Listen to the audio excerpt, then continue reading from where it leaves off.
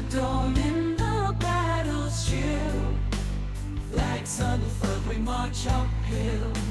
Hearts like fire, unbreakable will.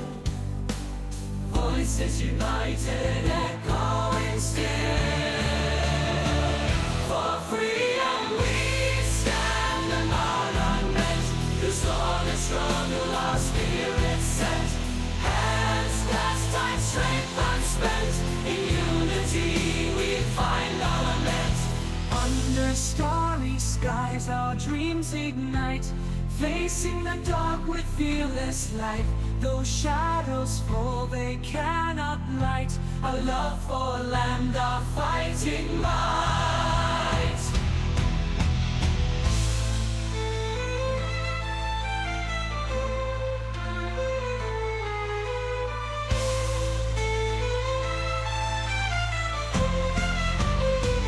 For freedom we stand and are unmet. The storm and struggle our spirits set. Hands clasped, tight, strength unspent. In unity we find our lament. Under starry skies our dreams ignite. Facing the dark with fearless light. Though shadows fall, they cannot light a love for land, our fighting might.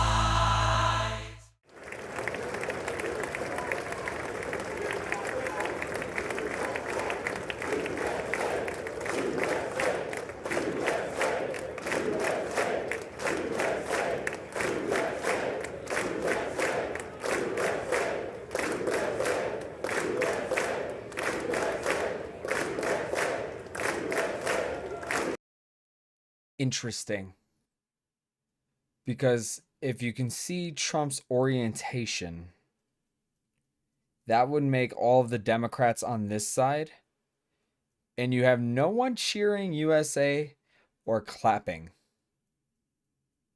Interesting.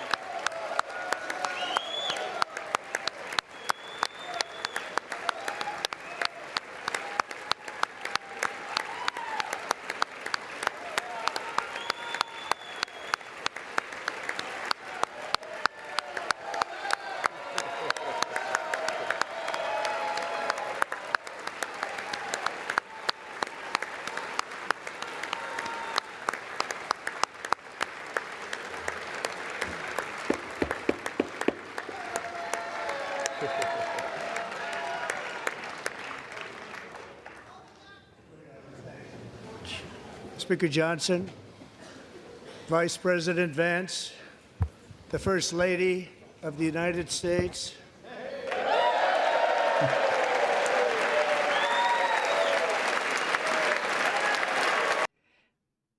I have no idea how old Melania Trump is, but she is still a gorgeous woman.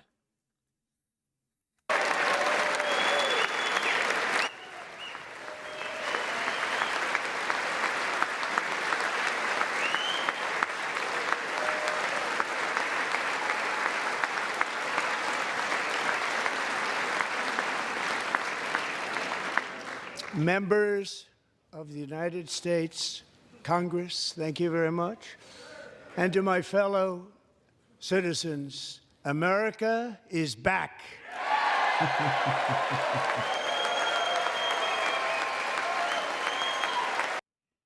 Look at this aerial shot. Y'all, do y'all see what I'm seeing? Right? Now, here's what I will say, right? This group right here, right? The Supreme Court justices and the chiefs of staff of the armed forces, right? Okay. I don't need them to clap. I actually prefer them not to clap for anybody, okay? Because they are not supposed to have any partisan views or beliefs. Sure, you can have your views or whatever at the end of the day in your own private life, but those positions, okay, are not supposed to be political at all. Like, you are a part of that job because you do that fucking job. Period. I would also like to argue that congressional representatives and senators are also not supposed to be partisan, right? They're supposed to be representative of their district. Okay? And yes, party politics always comes into play no matter what your government is, because it's easier to consolidate power into groups that are more generalized than specialized, right? This is why independents never win an election and never will win an election, right? Because they're not consolidated into a larger group. But I do want to bring up, you have zero I don't give a fuck if it was Joe Biden or Obama up there, right? If Obama or Joe Biden is saying America is back, right?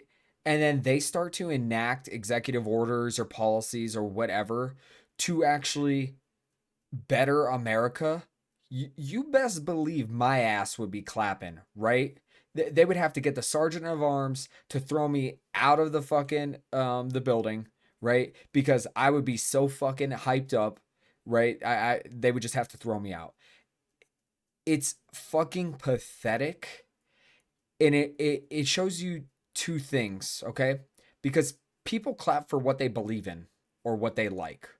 So you have two options. When you have an entire group of congressional representatives, or anyone for that matter, and someone is speaking and they don't clap, it's because they either disapprove of what is being said, like they're not in favor of it, or they are so politically indoctrinated and so stuck in their beliefs, right? And they are actually so petty.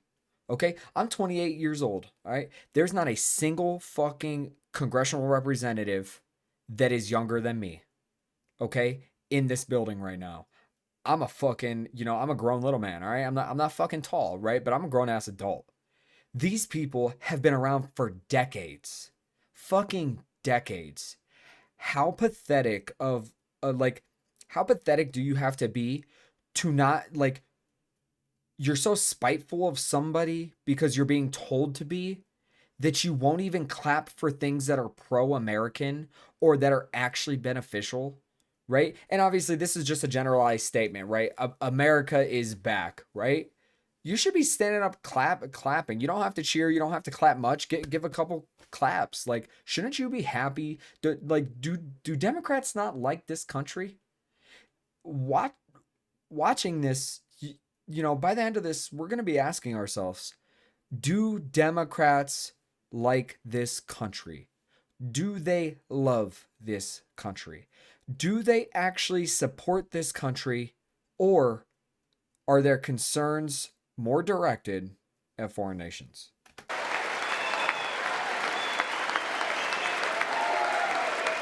But I just want y'all to keep in mind, right?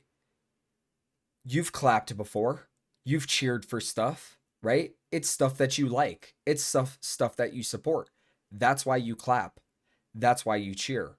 So I would like you to just keep that in mind as we watch this and watch the room.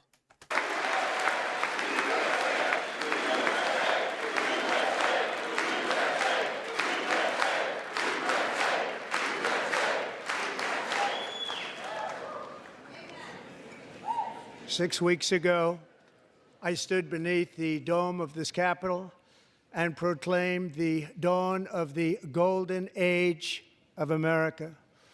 From that moment on, it has been nothing but swift and unrelenting action to usher in the greatest and most successful era in the history of our country. We have accomplished more in 43 days than most administrations accomplished in 4 years or 8 years, and we are just getting started.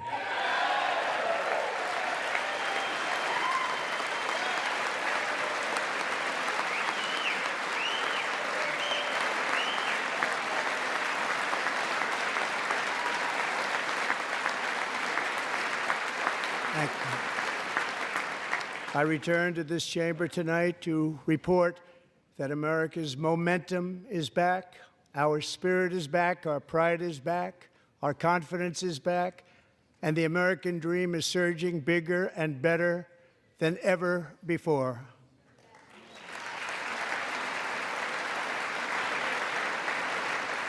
The American dream is unstoppable, and our country is on the verge of a comeback, the likes of which the world has never witnessed and perhaps will never witness again. There's never been anything like it. I would also like to point out, right, real quick, watch Trump's behavior.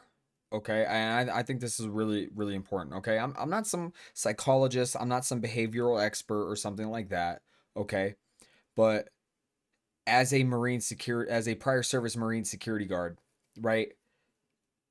Observation is key. Observation is a huge aspect of the job. It's basically 99% of it, right? And you can tell a lot about somebody by their behavior, obviously. Okay? Someone who is oppositional and doesn't want to work with somebody or is angry with somebody or something like that, they typically don't want to address them. They don't want to look at them. They don't want to address them. Okay? They just want to talk to the people that are supporting them. But if you notice Trump, he just looked over at the Democrat side of the chamber. Okay? Speaking to them. And you could take it two ways. You could take it as like, he's addressing them because Trump's from New York. There's no such thing as a New York Republican. Let's be honest. There might have been way back when, right? But New York doesn't spit out Republicans. New York spits out Democrats. And Trump used to be a registered Democrat, right? And he still has a lot of like liberal ideologies in like beliefs. But obviously there's a lot of shit that's happened. So I don't take him as a man who is like, he doesn't want to work with people, because when you work in business, especially high level business like Trump, right? And this isn't me kissing his ass or something like that. Let's just be honest. Like Democrats like to point it out. He has a lot of money, right? You don't get a lot of money unless you are as a businessman, you are operating at a high level of business. And at high levels of business, you make deals with people you don't like. You make deals with people you fucking hate. Okay, you work with them, you negotiate, you compromise. And that is Trump's nature, okay? The presidential election of November 5th was a mandate like has not been seen in many decades. We won all 7 swing states, giving us an electoral college victory of 312 votes.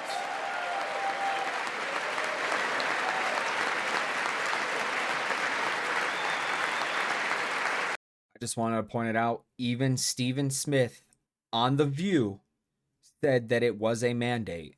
He said 89% of counties in this country shifted Republican. All 7 swing states were won Republican, right? He had the electoral votes. He had the populist vote, the popular vote, right? Like, sure, you can argue that they won narrowly in the Senate and in the House, right? Well, if you notice, there was actually projected to be significant wins by Republicans in the House and the Senate, right? The Senate less so, like just a couple senators, but the House was expected to be a decent amount. But as the election went on, because for some odd reason, the wealthiest country, most powerful, most sophisticated country on planet Earth somehow can't have an election on a single day, as election counting went on for the weeks after November 5th, districts that were heavily red in like places like California and stuff like that, just somehow scraped by for a Democrat fucking capture of the seat, right?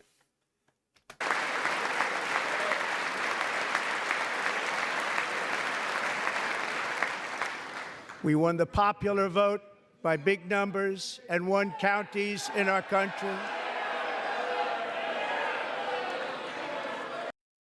That's either the right, the conservatives yelling at the Democrats because Democrats are booing and stuff like that, because Democrats want to keep denying the fact that it was a mandate, right? Because they can't allow anyone to believe that it was a mandate. Well, I'm sorry to tell you, people believe it's a mandate.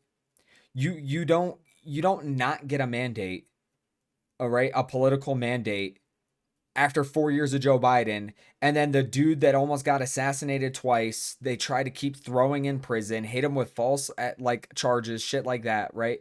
He doesn't win an election by winning the popular vote, the electoral college, the House, the Senate, fucking almost all fucking counties in this country shifted to the right, right? That doesn't mean that all the counties came out with predominantly voting Republican, but that means 89% of the counties in this country shifted right. As in previously, right, they had lower Republican voters in that county. All right. So you don't not get a mandate when you win all 7 swing states, and then you have 89% of counties a shift right. Like that's not like that, just it doesn't work that way.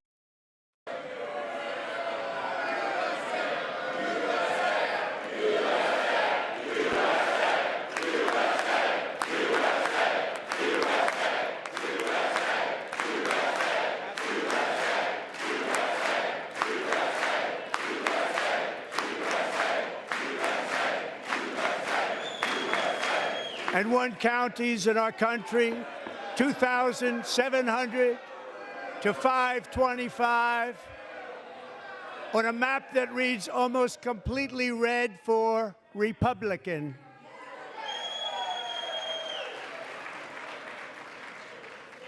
Now, for the first time in modern history, more Americans believe that our country is headed in the right direction than the wrong direction. In fact, it's an astonishing record, 27-point swing, the most ever.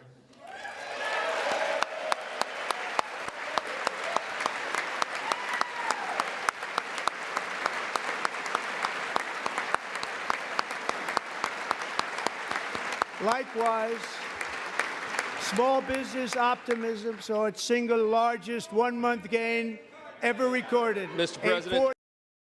I just have to say, I believe this congressional representative, his name is Al Green, who's heckling the president of the United States. I'm going to be honest. I personally believe that if Congress members during a presidential address or something like that do this, they should be expelled from Congress, right? Expelled from Congress. Even if you're on the right and you do this to a Democrat president, I think they should be expelled from Congress. And I will stand by that, because this is pathetic. It makes the United States look weak. And it's absolutely childish, right? Absolutely childish. 41-point jump.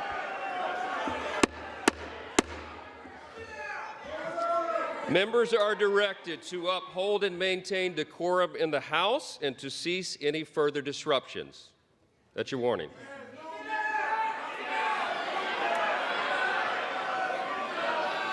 Members are engaging in willful and continuing breach of decorum, and the chair is prepared to direct the Sergeant-at-Arms to restore order to the joint session.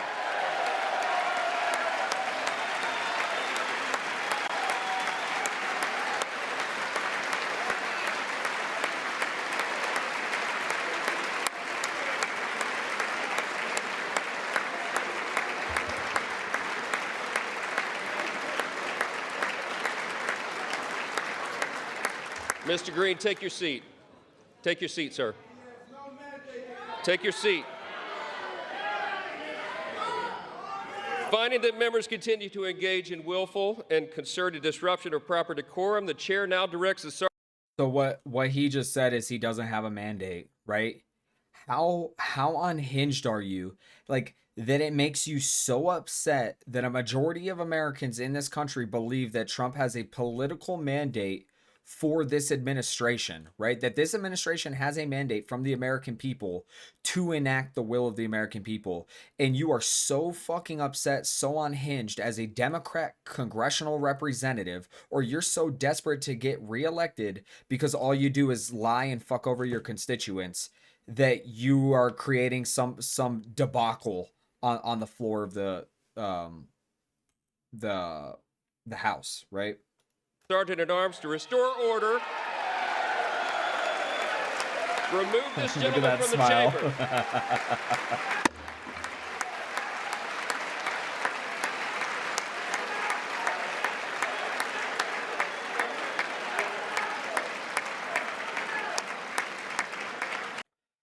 Personally, he should be fined. He should be fined. If they're not going to expel him from Congress, he should be fined for this behavior. It's unacceptable. I don't care if you disagree. Like, this is not where you protest, right? The Senate, right? The House. Those are not locations where you protest. I'm sorry, it's not. And it is not your job. It is not your job as a senator or a congressional representative to protest. You are supposed to take the concerns of your people and argue them on the floor of sessions of the House or the Senate or a joint session, right? But actually, when legislation is being proposed and voted on, not fucking at where the president's addressing, because you're so unhinged, right? That you feel the need to create a scene. This is pathetic, and I believe this congressional representative is out of Texas. I'm not sure, but Texas, you need to do better. You need to get this motherfucker out because he's pathetic.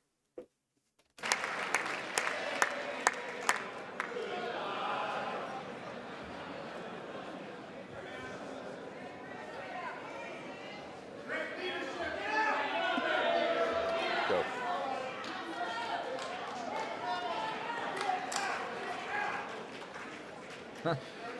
Members are directed to uphold and maintain decorum in the House.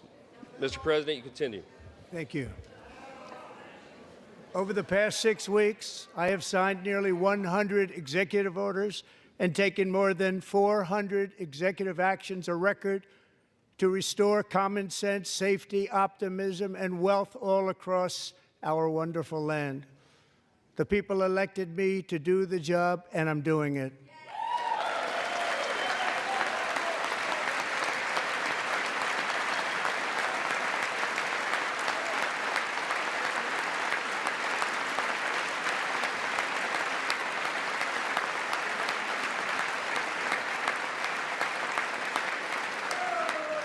In fact, it has been stated by many that the first month of our presidency, it's our presidency, is the most successful in the history of our nation.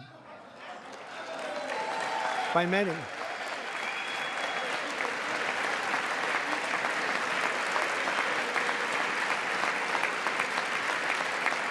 And what makes it even more impressive is that, do you know who number 2 is? George Washington. How about that? How about that? I don't know about that list, but we'll take it. Within hours of taking the oath of office, I declared a national emergency on our southern border, and I deployed the U.S. military and Border Patrol to repel.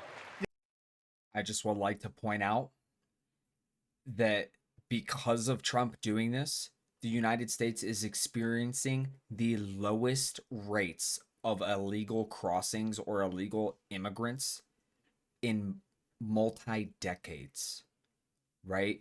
You remember how Joe Biden was saying he couldn't do it as the president? Yeah, well, Joe Biden was incapable of doing anything.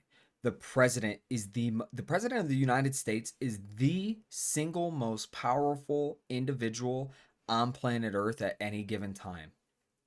And the president has the authority to to enforce the will of the country and defend the nation, right? And literally the lowest levels in decades since Trump doing this. The invasion of our country, and what a job they've done. As a result, illegal border crossings last month were by far the lowest ever recorded, ever.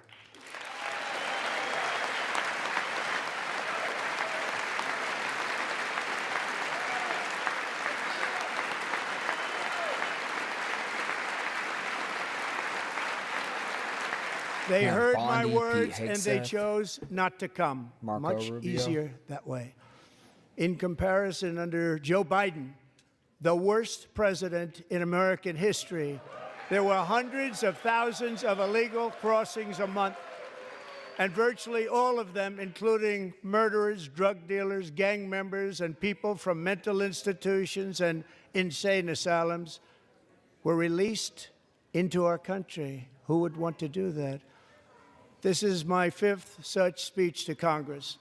And once again, I look at the Democrats in front of me, and I realize there is absolutely nothing I can say to make them happy or to make them stand or smile or applaud. Nothing I can do. Absolute I could facts. find a cure to the most devastating disease, a disease that would wipe out entire nations, or announce the answers to the greatest economy in history, or the stoppage of crime to the lowest levels ever recorded.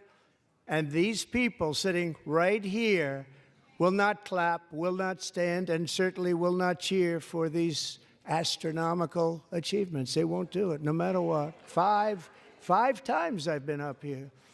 It's very sad, and it just shouldn't be this way. Y'all see that right there at the bottom? Harvard poll, 81% of Americans support deporting criminal illegal immigrants, right? No, they will not get up. They will not get up and clap. Or they won't even sit down and clap, right? I would also like to point something out about Democrats. Here they are again, exhibiting a behavior that they once used to do. And the last time they were doing this, Democrats were buying slaves at auctions, and they're holding up auction placards with bullshit slogans on them, right? How is that false, right? You see how he's holding up a placard that says false? He literally just said nothing he says or does will get Democrats to stand up and clap or smile or clap or anything like that, right? And I know I said clap twice. And he's holding up a sign that says false while not clapping, right? Like, yeah, okay. And Musk steals. What has Elon Musk stolen? Can any single Democrat over here explain to me what Elon Musk has stolen? Because you can't claim that Elon Musk is stealing money by keeping y'all from embezzling it, keeping the federal employees, the Congress, senators, stuff like that from embezzling it or inheriting it through nonprofits. And like save Medicaid placards, Medicaid hasn't been touched once.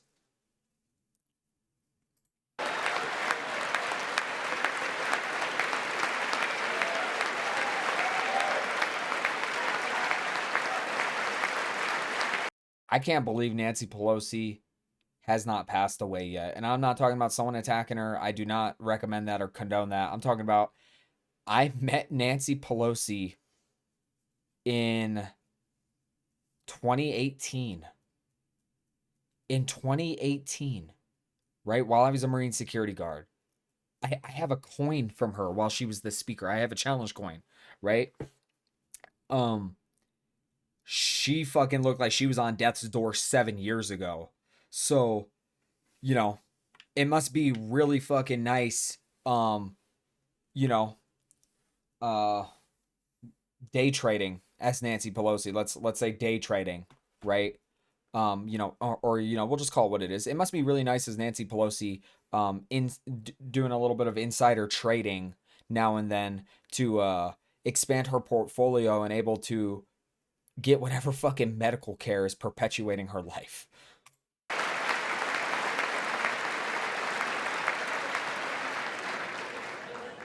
So Democrats sitting before me, for just this one night, why not join us in celebrating so many incredible wins for America?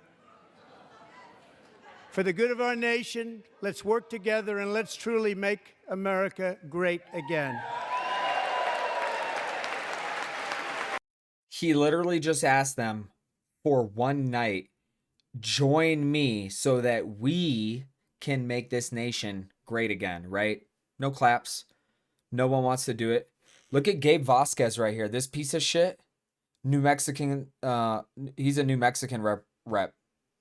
What a piece of shit.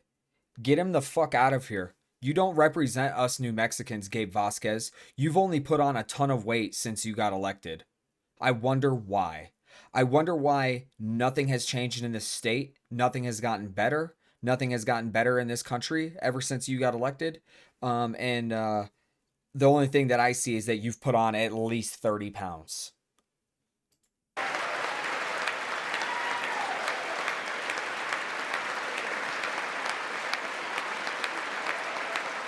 And I want to note it.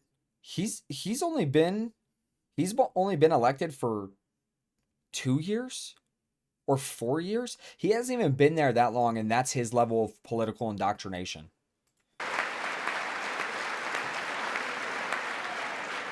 Every day my administration is fighting to deliver the change America needs to bring a future that America deserves, and we're doing it.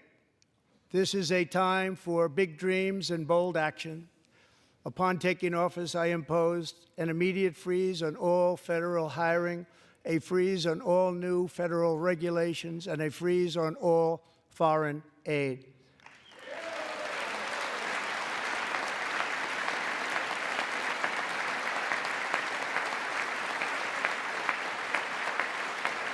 I terminated the ridiculous Green New Scam. I withdrew from the unfair Paris Climate Accord, which was costing us trillions of dollars that other countries were not paying. I withdrew from the corrupt World Health Organization.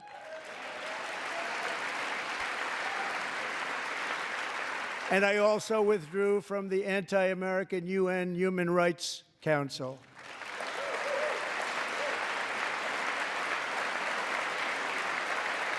We ended all of Biden's environmental restrictions that were making our country far less safe and totally unaffordable.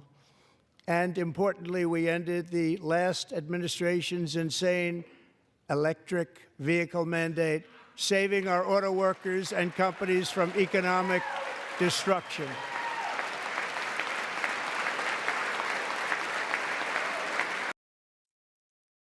Y'all might not be with the politics, right? With the ticks. You might not be with the ticks, okay? Down with the tickness, okay? Democrats want to talk about tyranny. How tyrannical is it to mandate that by a certain year, every single American has to have an electric vehicle? Right? That's what the EV mandate was by Joe Biden.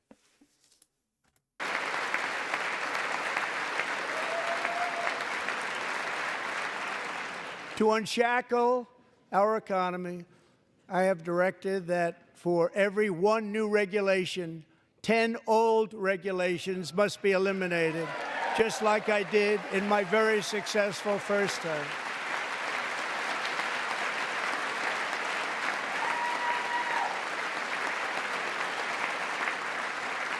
And in that first term, we set records on ending unnecessary rules and regulations like no other president had done before. We ordered all federal workers to return to the office. They will either show up for work in person or be removed from their job. Good. Fucking good.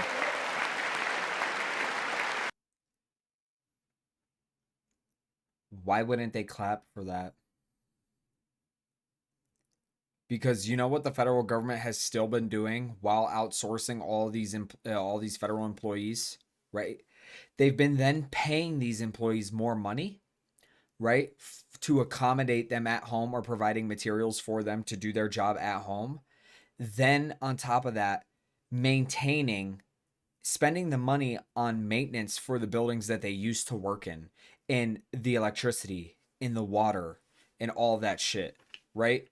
You can't, like, how redundant is it to have both, right?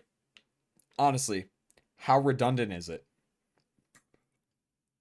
Extremely redundant. So why wouldn't they clap for that? Oh, wait. Whoa. I don't know who this lady is. I don't think she's a representative, though.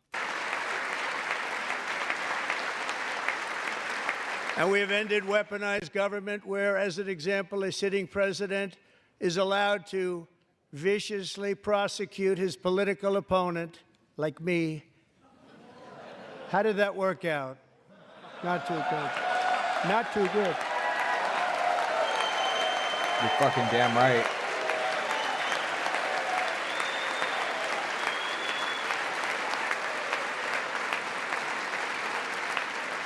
And I have stopped all government censorship and brought back free speech in America. It's back. Well, Trump, I have one ask. Please get on the ass of Microsoft. Please get on their ass about not allowing free speech. Because I regularly have comments removed for violating guidelines. No guideline is specifically highlighted in which I violated, and they do not tell me how.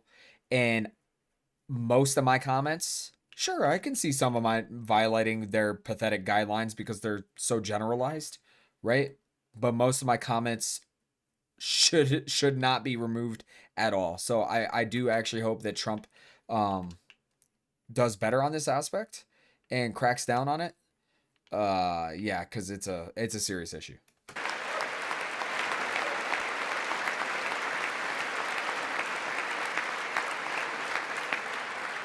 And 2 days ago, I signed an order making English the official language of the United States of America. It's about fucking time.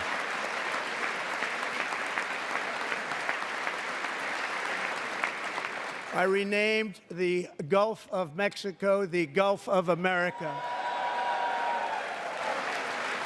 Look at them looking over at the Democrats, right? Because they're so upset. People on the left globally are so upset about this. And I just want to point out to leftists, the continent is North America.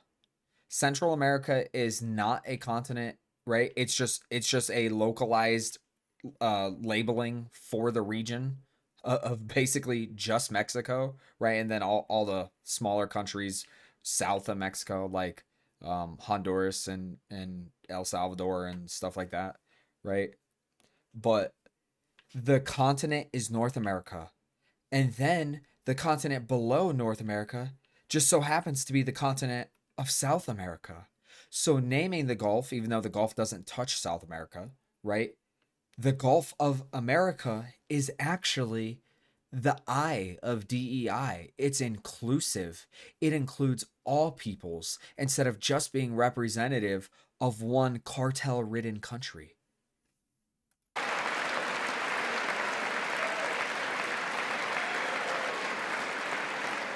And likewise, I renamed, for a great president, William McKinley, Mount McKinley again. Beautiful Alaska. For everyone who's not aware, he renamed Mount McKinley because it was renamed by Obama through executive order to Mount Denali in Alaska. Okay, so this isn't some crazy whatever. Okay, and if leftists are upset that he renamed something, well, you might want to. This is the issue, right? Why is this happening? Why did it happen this way? Okay, it's not just because it's Trump. It's because Obama set a precedent for presidents to exert their authority through executive order, right? And do crazy shit through executive order that might seem stupid or whatever. But Obama set the precedent, and now leftists are upset about the precedent that was set by the man they elected. Love Alaska. We've ended the tyranny of so-called diversity, equity, and inclusion policies all across the entire federal government and indeed the private sector and our military. W for the U.S. And our country will be woke no longer. I just want to say, I had a conversation with my younger brother about the term woke, right? Do you know why when you're being woke, right? When you're getting woken up by something, right? You're asleep, right? And you're getting woke up, right? And what usually happens when you're getting woken up, right? You don't know what the fuck's going on, right? You don't actually know what the fuck's going on. And I would say that's pretty accurate in describing people who are woke. They don't know what the fuck is up, what is down, what is left, what is right, what's a man, what's a woman, right? So I would say in the spirit of antagonizing the left and their stupidity, wokeness is dead because Americans are awake, right? That's what has happened. You fucked around, you found out. You really did, right? Americans are awake.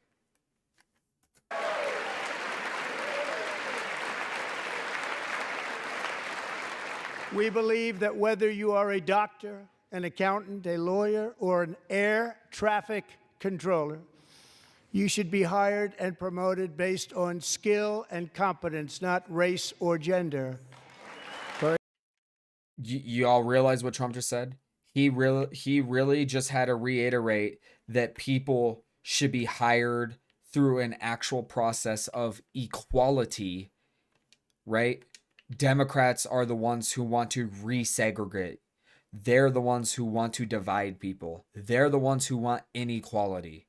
That's what they are pushing for. That is exactly what DEI was. The president of the United States just had to say that we will not give in to fucking inequality and actual racial injustice that the Democrats are pushing in this nation. Very important.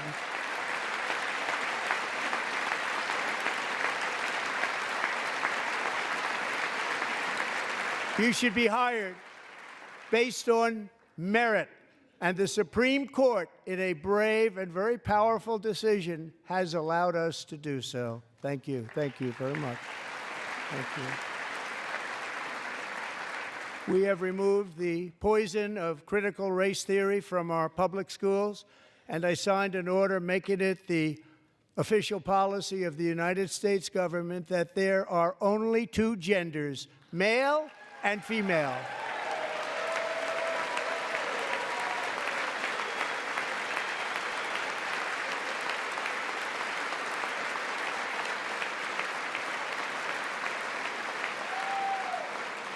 I also signed an executive order to ban men from playing in women's sports.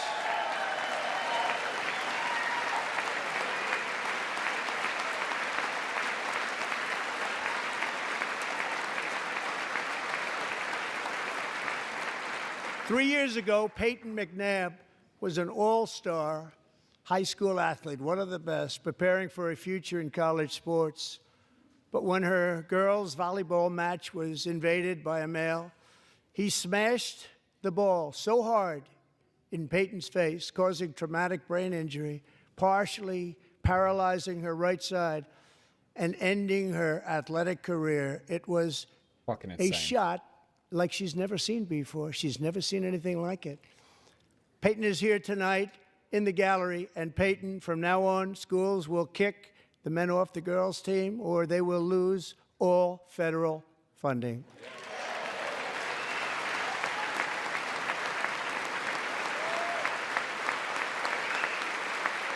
So, what he was explaining, right? Is the woman standing next to her JD's wife? I don't know. What Trump was just explaining, right, is so this girl that they're showing right now used to be a high school volleyball player, okay? And she was allegedly, I don't know, right? Because I don't fucking stick my nose in that fucking those affairs. That has none of my concern, right? But obviously this is an actual fucking story. There's a person right in front of you to verify it, right? But the thing is, so she was a volleyball player, a trans male or a trans female. I don't fucking know. So a male was put on the opposing team, spiked the volleyball into her face so fucking hard, right? Because there are biological differences between men and women, okay? That it hit her in the face, it broke her nose, okay? It it gave her temporary paralysis of the right side of her body and ended her sporting career, right? And why did this happen? Why did this happen? Right? And the arguments from the left are unjustified, right? Just like how they say that, well, even if you get rid of illegal immigrants who murder people or SA them, right? There's still American citizens who do that kind of stuff. That doesn't matter. Yeah, we condemn that and we hunt those people down. But you don't make a problem worse, right? Sure, there's going to be cases where girls are in volleyball and they get injured playing against other girls, but you exponentially increase the risk factor for women by putting boys into female sports because you're so fucking delusional that you believe that somebody can change their sex or their gender, which are the same fucking thing, need I mind you, right? That's insanity, right? Being transgender, you have an aspect of body dysmorphia, and it is classified in the DSM-5 as a mental disorder. Okay? So you can't keep running, or like you don't affirm people with mental disorders. You don't tell a murderer that it's okay to murder people. You don't tell an arsonist that it's okay to burn down buildings with people in them, right? You don't tell someone who has bulimia, oh yeah, you're fat, you need to keep puking, right? You don't affirm people who have delusions, okay? And I feel terrible for people who have delusions, right? And this is why it's classified under the DSM-5, is so that these people can seek qualified medical help. But if you push to normalize it, then it gets removed from the DSM-5 and they can't get medical help from a psychological disorder, right? It is insanity to affirm psychological disorders.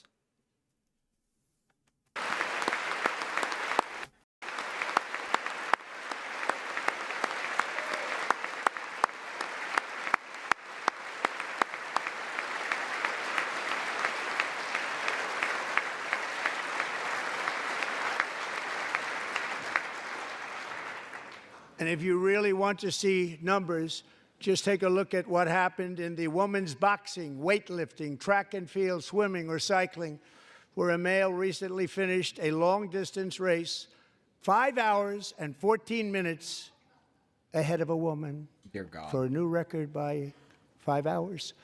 Broke the record by 5 hours. It's demeaning for women, and it's very bad for our country. We're not going to put up with it any longer.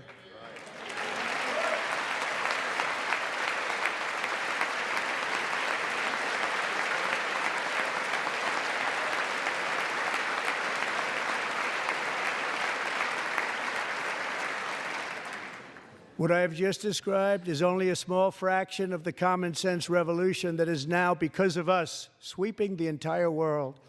Common sense has become a common theme, and we will never go back. Never. Never going to let that happen. Among my very highest priorities is to rescue our economy and get dramatic and immediate relief to working families. As you know, we inherited from the last administration an economic catastrophe and an inflation nightmare. Their policies drove up energy prices, pushed up grocery costs, and drove the necessities of life out of reach for millions and millions of Americans. They've never had anything like it. We suffered the worst inflation in 48 years, but perhaps even in the history of our country. They're not sure. As president, I'm fighting every day to reverse this damage and make America affordable again.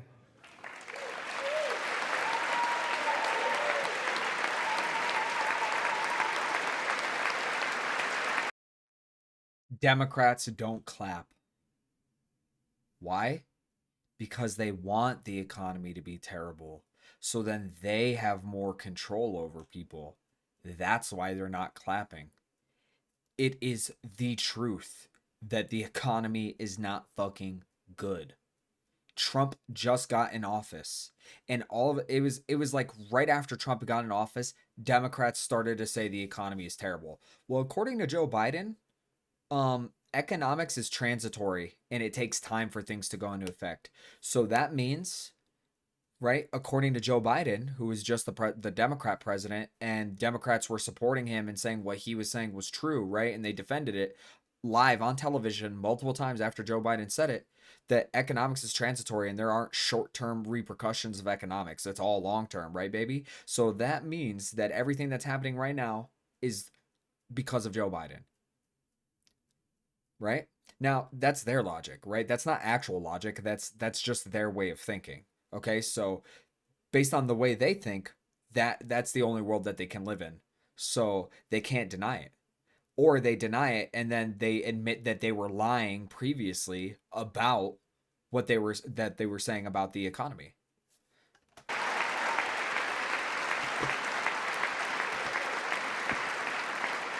Joe Biden especially let the price of eggs get out of control.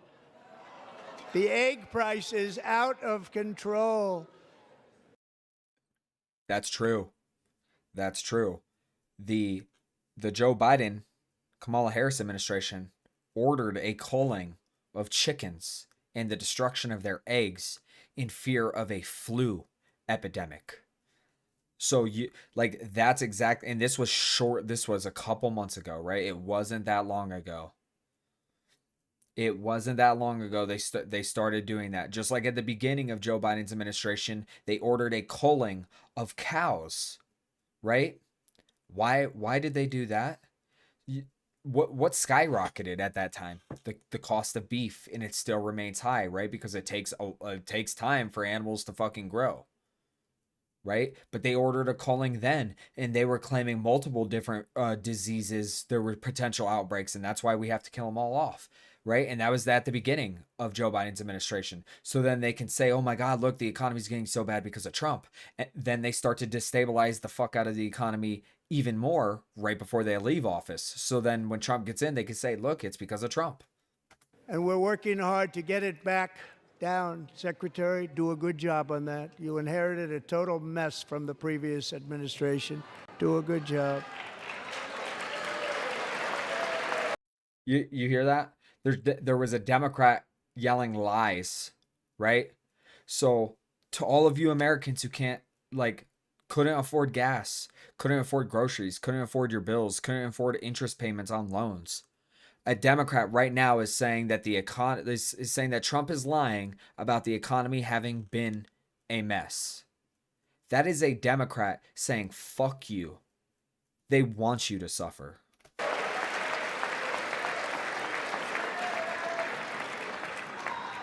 A major focus of our fight to defeat inflation is rapidly reducing the cost of energy. The previous administration cut the number of new oil and gas leases by 95%, slowed pipeline construction to a halt, and closed more than 100 power plants. We are opening up many of those power plants right now.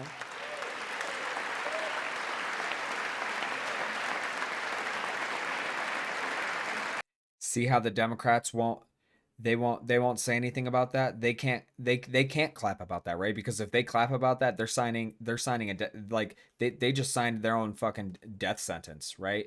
Because their constituents will rip them to shreds, right? Not literally. I mean, maybe literally, because leftists are extremely violent. They can't clap about it. They can't be happy with reducing the cost of energy that's going to help so many Americans because it goes against the Green New Deal. And then they can't yell lies or something like that about Joe Biden closing the power plants because it's all true. It's all true. And even if it wasn't true, they can't call Trump out on that because that's what they want, right? Notice again how they're not clapping. And frankly, we have never seen anything like it. That's why on my first day in office, I declared a national energy emergency. As you've heard me say many times, we have more liquid gold under our feet than any nation on earth, and by far. And now I fully authorize the most talented team ever assembled to go and get it. It's called Drill, Baby, Drill.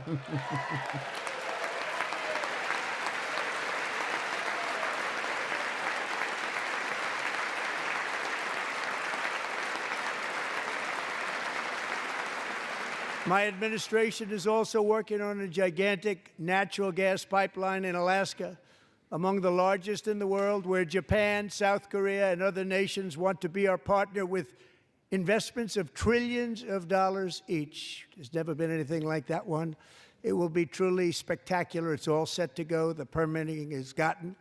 And later this week, I will also take historic action to dramatically expand production of critical minerals and rare earths here in the USA.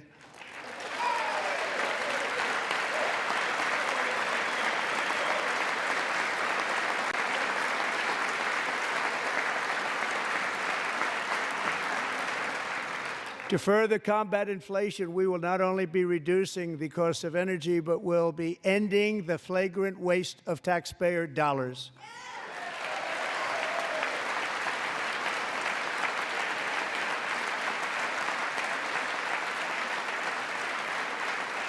And to that end, I have created the brand new Department of Government Efficiency, DOGE.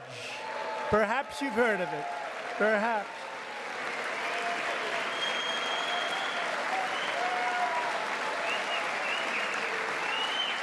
Which is headed by Elon Musk, who is in the gallery tonight.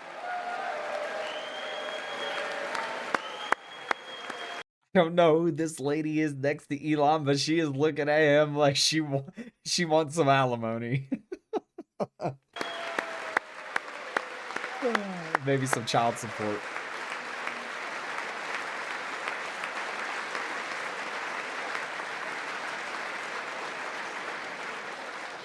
Thank you, Elon. He's working very hard. He didn't need this. He didn't need this. Thank you very much. We appreciate it. Everybody here, even this side, appreciates it, I believe. And I have to point something out, right? Rich people don't give up, right? Like Trump giving up his jobs and his wealth and his businesses and stuff like that in order to be president, right?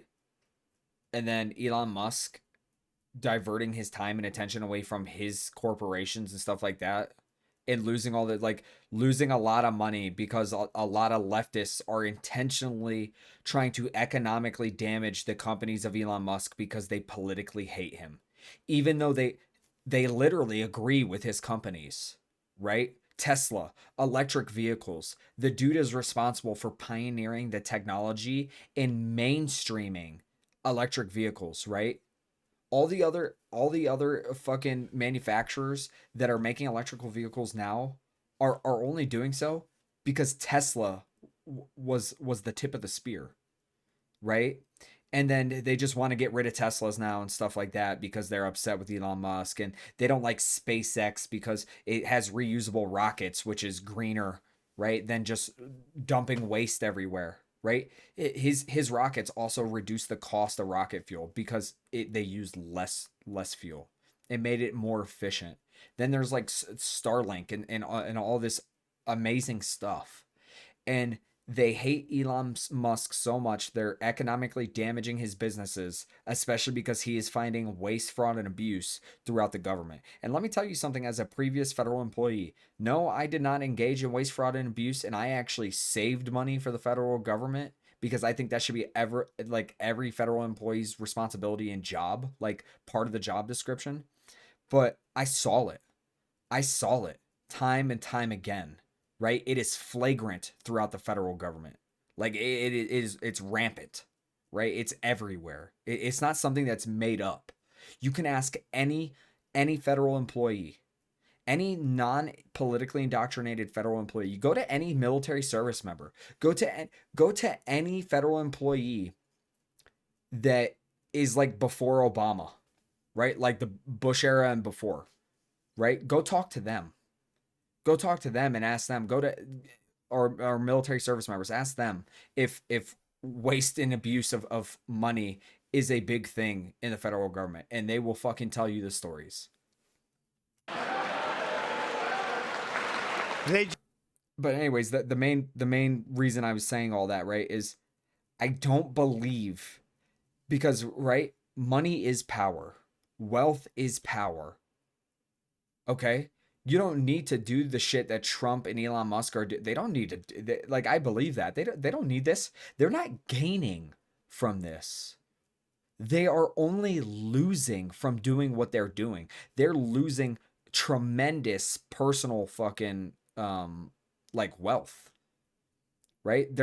Personally they are losing tremendously in all aspects for being involved in politics and stuff like that. They're not gaining anything.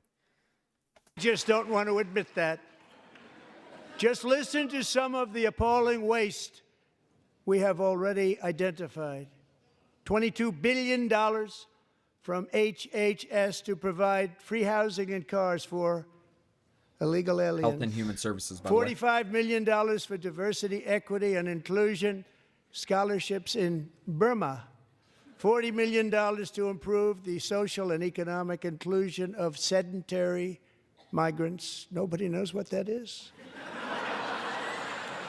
$8 million to promote. Yeah, honestly, what is a sedentary migrant? Promote LGBTQI+ in the African nation of Lesotho, which nobody has ever heard of. $60 million for indigenous peoples and Afro-Colombian empowerment in Central America. $60 million. $8 million for making mice transgender. This is real. $32 million for a left-wing propaganda operation in Moldova. $10 million for male circumcision in Mozambique. $20 million for the Arab Sesame Street in the Middle East. In Iraq. It's a program. $20 million for a program. $1.9 billion to recently created Decarbonization of Homes Committee, headed up, and we know she's involved. Just at the last moment, the money was passed over by a woman named Stacey Abrams. Have you ever heard of her?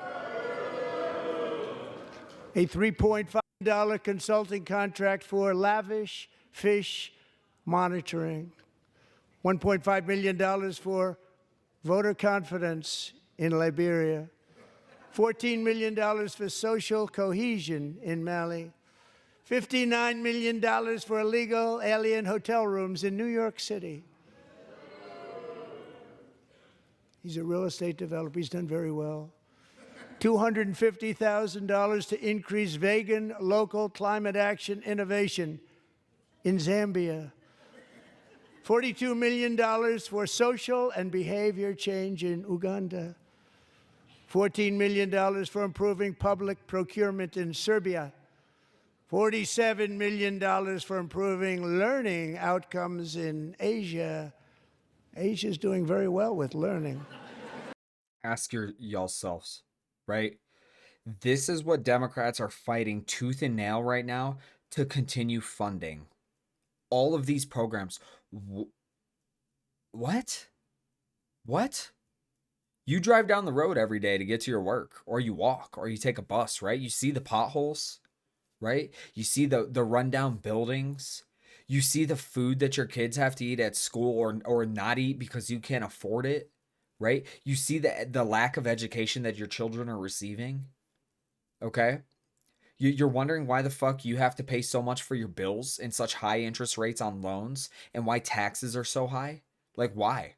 Why, right? It's that shit, right? And yes, that it all factors into it. There's much larger issues and stuff like that, but since we already have the larger issues, why would you fight as a Democrat to continue to send American money for this shit overseas when we have so many very severe problems here? Right? You can't afford your health care. The health insurance is too high. And Democrats say, oh, well, we have to force companies to lower those rates.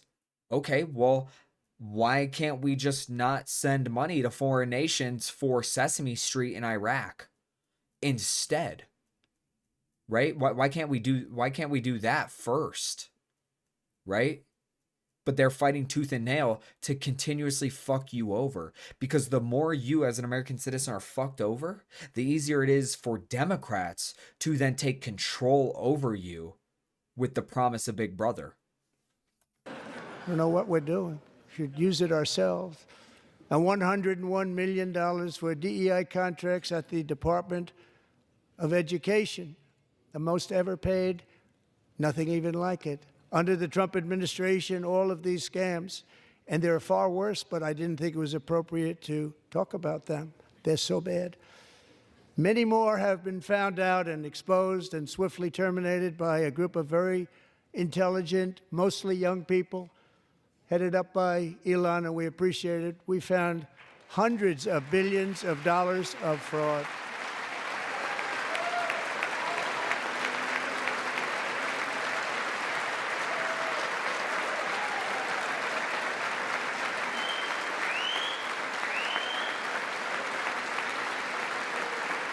And we've taken back the money and reduced our debt to fight inflation. And why wouldn't the Democrats clap for that, right? Why wouldn't they be happy about Doge finding wasteful spending by the federal government and getting rid of it? Why aren't they happy about that? Why won't they clap? Other things. Taking back a lot of that money. We got it just in time. This is just the beginning.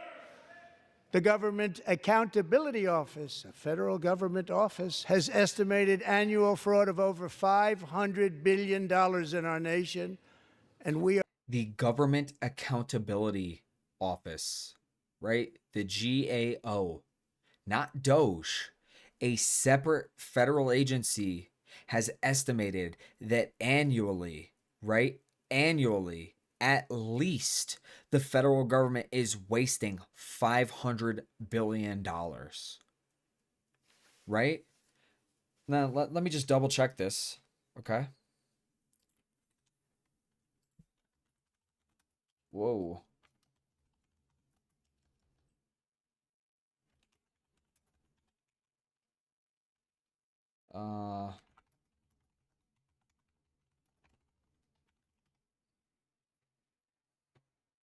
$6.3 trillion. This is where we're sitting at right now. The United States government spends $6.3 trillion a year. Okay? Now,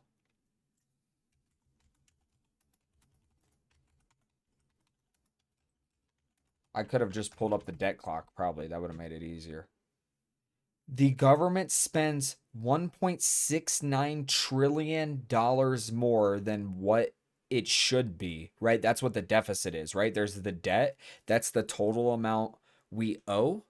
And the deficit is the difference between how much the federal government takes in and spends, okay? They spend almost $2 trillion more a year than what they should be spending at most, right? The Government Accountability Office is basically estimating that 1/3 of this, all right? I know I said 2 trillion, but they're talking about 500 billion. Okay? That's almost 1/3 of this number is being wasted every single year. So if we eliminated that, we effectively reduce the deficit by $1 trillion. But then there's only two options to handle a deficit, okay, with the federal government. There's only two realistic options, and that's either tax people more so the federal government can cover the deficit, okay, or reduce government spending. And there's only one way to reduce, there's only a handful of ways to reduce government spending, and that's cutting the size of the government and then conducting audits and holding people accountable for fraud and abuse. Okay, they're just going to chalk all this up to abuse or like some form of malfeasance. They're not going to be able, right? They're not going to be able to charge people criminally and say it's fraud, because it's so widespread, it's so rampant that it's going to be extremely difficult, and Democrats are fucking weasels, okay? So they did a really good job at covering it up. They did a really good job at making it very hard to actually label it as fraud. We all know that it's fraudulent, right? Because it's such simple common sense that if you don't have that, you shouldn't have been a federal employee in the first place, especially green lighting, paying millions of dollars to people, or you were intentionally doing it. Okay? They're going to chalk it up to incompetence. They're going to chalk it up to just generalized waste, because you have to prove fraud. But we all know, right? That's just the bullshit game they play. It is fraudulent, right? So why aren't they happy about this? Oh, and now the U.S. government is, that was the deficit in 2023, right? The deficit is 1.883 trillion as of 2024.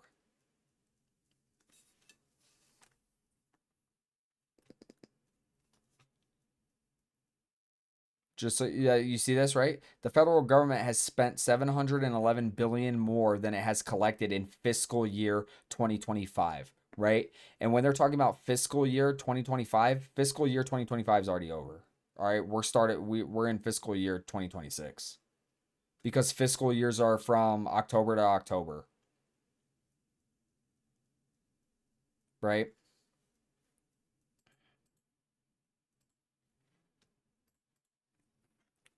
We are working very hard to stop it. We're going to. We're also identifying shocking levels of incompetence and probable fraud in the Social Security program for our seniors, and that our seniors and people that we love rely on. Believe it or not, government databases list 4.7 million Social Security members from people aged 100 to 109 years old. Average life expectancy of women in the United States is 81. Average life expectancy of males in the United States is 76 or 77. Right? So it's highly unlikely that we have 4.7 million people in the United States that are that old. But for that age bracket, it is potentially possible. Not likely, but it's possible. But I'm willing to bet the further we're about to go down this list, the more unlikely it's going to be. It lists 3.6 million people from ages 110 to 119. I don't know any of them. So 1.1 million less than the 101 to 109 bracket, right? This is like, we're already, well, ooh, I don't know. Some people that are rather elderly, but not quite that elderly. 3.47 million people from ages 120 to 129. 3.9 million people from ages 3.9 million people from ages 130 to 139. I'm sorry, that's not happening, right? They're literally already like, that's 4 million fucking people. Well, they said, what did he say? He said 4.7, then 3.6, then 3.4, now 3.9. we're already almost sitting at 15 million people. Okay? I think the population of the United States is 330 million. Okay? We're already at 1/22nd of the population of the United States is apparently over the age of 100. 130 to 139. 3.5 million people from ages 140 to 149. And money is being paid to many of them. And we're searching right now. In fact, Pam, good luck. Good luck. You're going to find it.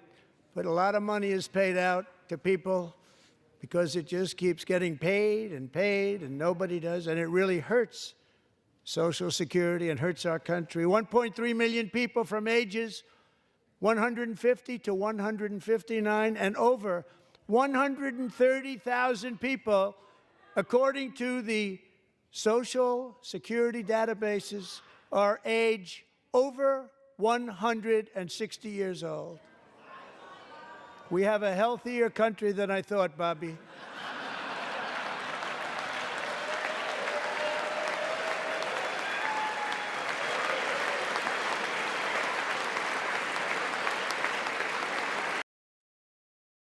Just want to point this out to y'all real quick.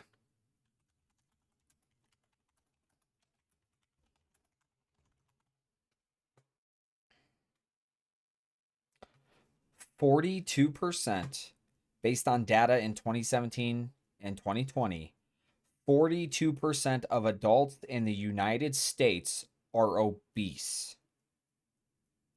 That same data suggests that 20% of children in the US are obese. Okay? I'm sorry to tell y'all, but we live in the most sophisticated, unhealthy nation on planet Earth, and there is no fucking way we have that many people who are over the age of 150. Right? It's already incredibly rare for people to live 10 years after they retire. Okay? So I don't know what the fuck they're talking about. And you know how you know that what Trump is saying is actually accurate? Because the Social Security Administration then uses this data as an excuse, right? This is the statistical basis in which they give to Congress to then push the age back for retirement, for people to be able to receive Social Security benefits, because they're looking at this data, right? And they're like, oh, hey, we need to push the age back because people are living a real fucking long time, even though they're not, right? That's just kind of common sense, right? Like, how would this data be fictional, right? How would this data that Trump is presenting be made up? Because logically speaking, right, why would they keep pushing back retirement age in the United States if they didn't believe that people were basically ending up collecting more in Social Security than what they paid into it because they're living significantly longer, right? That's the only logical conclusion, unless there's other corrupt shit that's going on, right? So this is the issue with Democrats and with leftists, okay? If you want to see how much they lie, apply their logic and look at the scenario, right? It's that simple. Because then because their hate for Trump, right?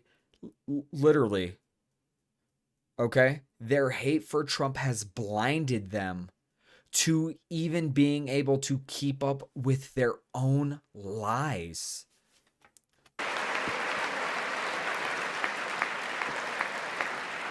Including, to finish, 1,039 people between the ages of 220 and 229, one person between the age of 240 and 249, and one person is listed at 360 years of age. More than 100 years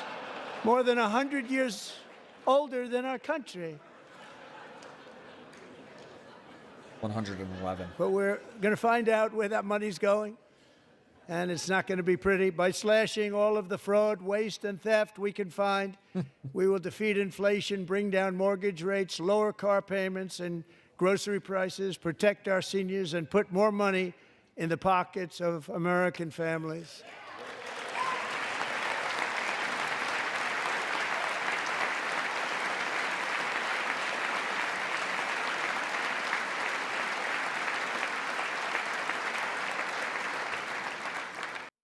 Conservative women are so much more beautiful than Democrat women.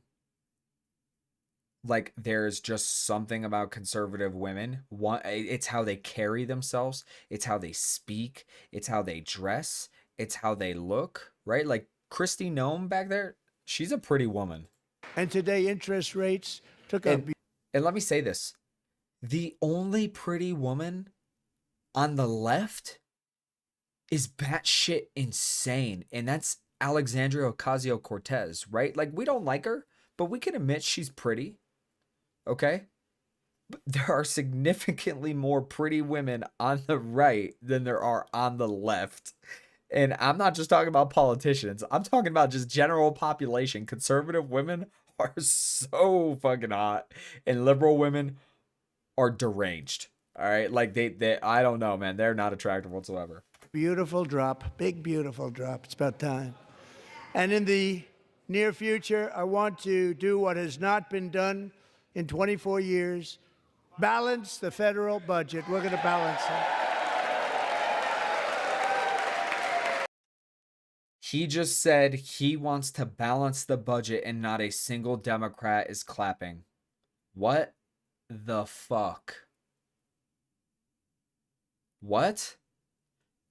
This is what I was pointing out earlier, right? You have two options, right? And they're equally as bad. They're legitimately equally as bad because it shows you the mentality of the leaders on the left.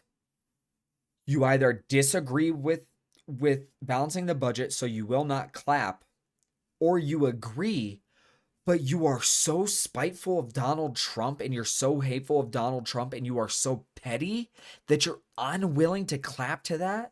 I'm sorry, but both things are equally as bad, because people who are elected leaders and supposed to be representative of groups of people who are willing to do this because they themselves hate Trump so bad.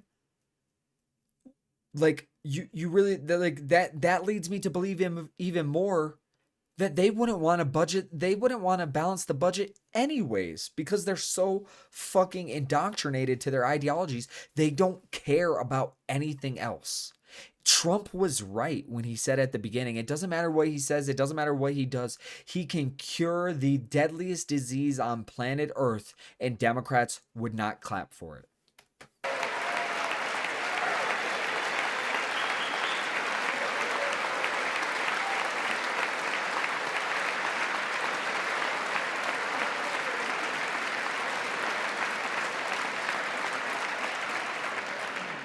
With that goal in mind, we have developed in great detail what we are calling the Gold Card, which goes on sale very, very soon. For $5 million, we will allow the most successful job-creating people from all over the world to buy a path to U.S. citizenship. It's like the green card, but better. And here's what I'm going to say about anyone who's upset about this. Everyone traditionally has to buy a path towards citizenship if they do the legal process and they aren't fraudulently claiming asylum or refugee status like we just saw the last 4 years under Joe Biden, right? My wife is an immigrant and now is a citizen, and we had to pay over $3,000 to undergo the legal fucking process. Okay? Now, I'm not upset about having to spend that money. In contrast to illegal immigrants coming into this country and then not having to spend that money to do it legally. And then on top of that, they're getting giant subsidies from the state governments and the federal government in terms of paying for their food and housing and transportation and watches and phones and all this other shit. Yeah, I'm pretty pissed off about having to pay that money. right? And I would like to be cut a fucking back pay check from the federal government to reimburse me to also incorporate interest and inflation. I want to recoup that money. If this is how we're going to play, where people who do it legally have to pay out the ass and wait a long time, but you could just be like, this is why illegal immigration is bullshit. And more sophisticated. And these people will have to pay tax in our country. They won't have to pay tax from where they came. The money that they've made, you wouldn't want to do that, but they have to pay tax, create jobs. They'll also be taking people out of colleges and paying for them so that we can keep them in our country instead of having them being forced out. Number one, at the top school, as an example, being forced out and not being allowed to stay and create tremendous numbers of jobs and great success for a company out there. So while we take out the criminals, killers, traffickers, and child predators who are allowed to enter our country under the open border policy of these people, the Democrats, the Biden administration, the open border insane policies that you've allowed to destroy our country, we will now bring in brilliant, hardworking, job-creating people. They're going to pay a lot of money, and we're going to reduce our debt with that money.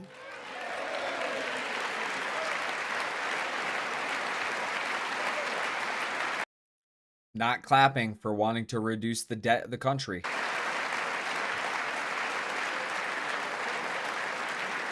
Americans have given us a mandate for bold and profound change. For nearly 100 years, the federal bureaucracy has grown until it has crushed our freedoms, ballooned our deficits, and held back America's potential in every possible way. The nation founded by pioneers and risk-takers now drowns under millions and millions of pages of regulations and debt.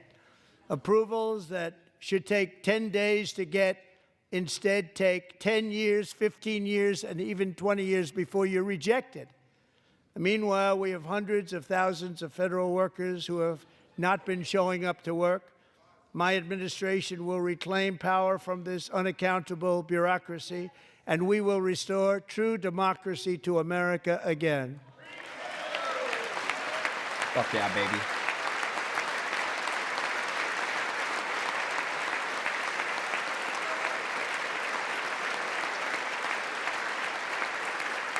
And any federal bureaucrat who resists this change will be removed from office immediately. Because we are draining the swamp. It's very simple. And the days of rule by unelected bureaucrats are over.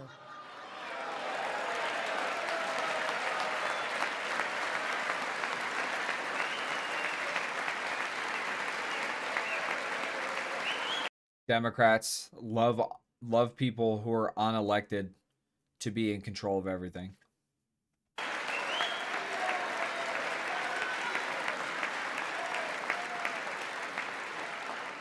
And the next phase of our plan to deliver the greatest economy in history is for this Congress to pass tax cuts for everybody. They're in there. They're waiting for you to vote. And I'm sure that the people on my right, I don't mean the Republican right, but my right here, I'm sure you're going to vote for those tax cuts, because otherwise I don't believe the people will ever vote you into office. So I'm doing you a big favor by telling you that. But I know this group is going to be voting for the tax.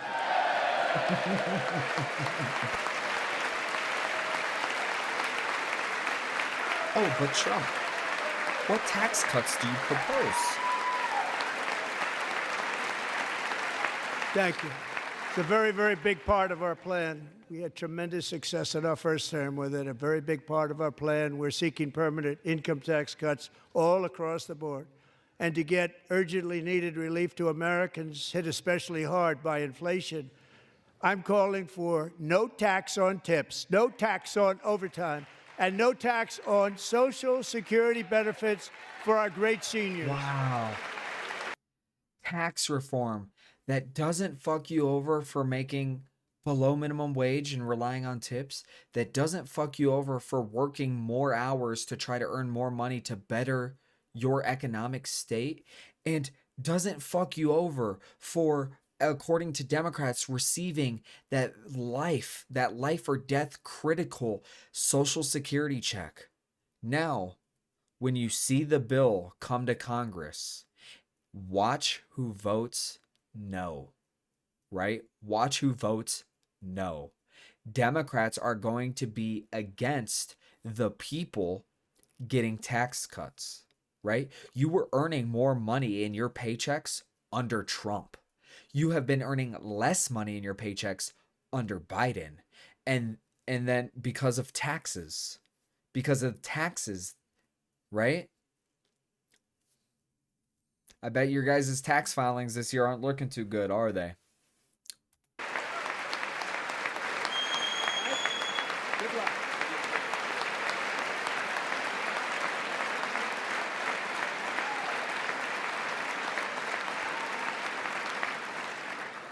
And I also want to make interest payments on car loans tax deductible, but only if the car is made in America.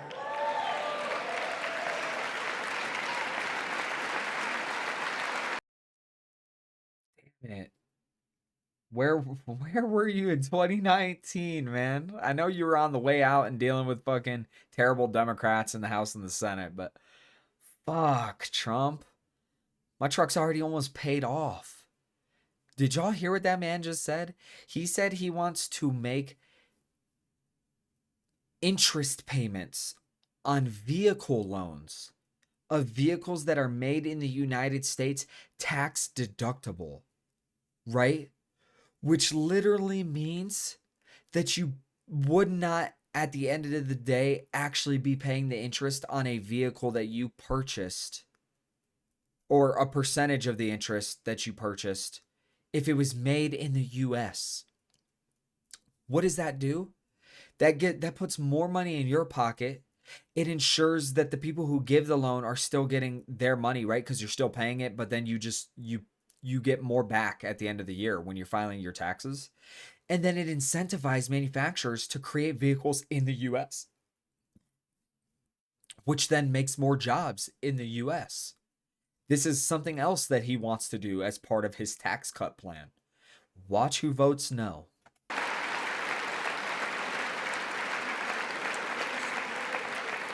And by the way, we're going to have growth in the auto industry like nobody's ever seen. Plants are opening up all over the place. Deals are being made. Never seen. That's a combination of the election win and tariffs. It's a beautiful word, isn't it? That, along with our other policies, will allow our auto industry to absolutely boom. It's going to boom. Spoke to the majors today, all three, the top people, and they're so excited. In fact, already numerous car companies have announced that they will be building massive automobile plants in America, with Honda just announcing a new plant in Indiana, one of the largest anywhere in the world.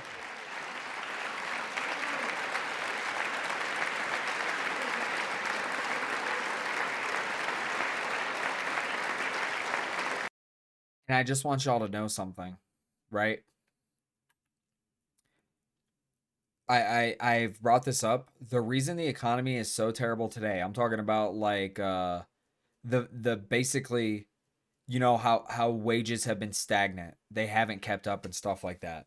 That's because as time went on, more and more manufacturing was outsourced, right? It was outsourced to foreign nations. So there was no need to start paying people more, right? Because to keep products cheap, okay? They outsource the manufacturing, so people are still buying cheap products, so people don't need to make more money, right? But they actually do in fact need to make more money because the economy is growing and the population is growing. So there's a strain on infrastructure for actual necessities, right? Water, electricity, stuff like that. That's why rates go up, is because demand is higher, because the population's higher. And because demand is higher, prices go up. And because prices go up, people need to get paid more, right? But all of that was like minor inconveniences slowly over time because the cost of basically all products stayed the same, right? Like take video games, for example. only up until recently, like they've now started to expand the price of games, right? Like $70, and they're trying to make it to where the cost of a new video game is $100. And I just have to say, video game manufacturers, good fucking luck with that, right? You're kind of on a streak for ass product that nobody even wants to nobody even wants to buy games anymore. They just want to play it when it comes out on Game Pass. That's the terrible quality of the products you're putting out, right? And you think you're going to charge $100? Yeah, fucking get bent, right? But so this is why wages haven't kept up, and this is kind of why the economy and the economic system has gone to shit. But yes, there's going to be issues, right? It's going to be rough trying to reset the economy and bring it back to the US, but the sooner we start, the less rough it will be, right? Because as this problem progresses, it's going to get worse and worse. Okay. So now Honda, I'm pretty sure Honda's a Japanese car manufacturer, correct? Right? Don't quote me on that. All right. They're going to create a plant in Indiana to avoid tariffs, but then still manufacture their product in the US, right? Which means the foreign company's still going to get money, but Americans are going to be earning money from the company to then reinvest back into the United States. And so will that company, and so on and so forth. But as time progresses and the more manufacturing we bring here, the more then we'll be able to actually adjust wages to account for everything and then not be reliant on cheap shit, right? This is actually really good. And yes, there are going to be trials and tribulations for sure, right? But it's either continue down the road we're going in complete and total economic collapse, or face some rough times now because we've already been getting fucked in the ass for the last 4 years, and then actually start to see a light at the end of the tunnel. And this has taken place since our great victory on November 5th, a date which will hopefully go down as one of the most important in the history of our country.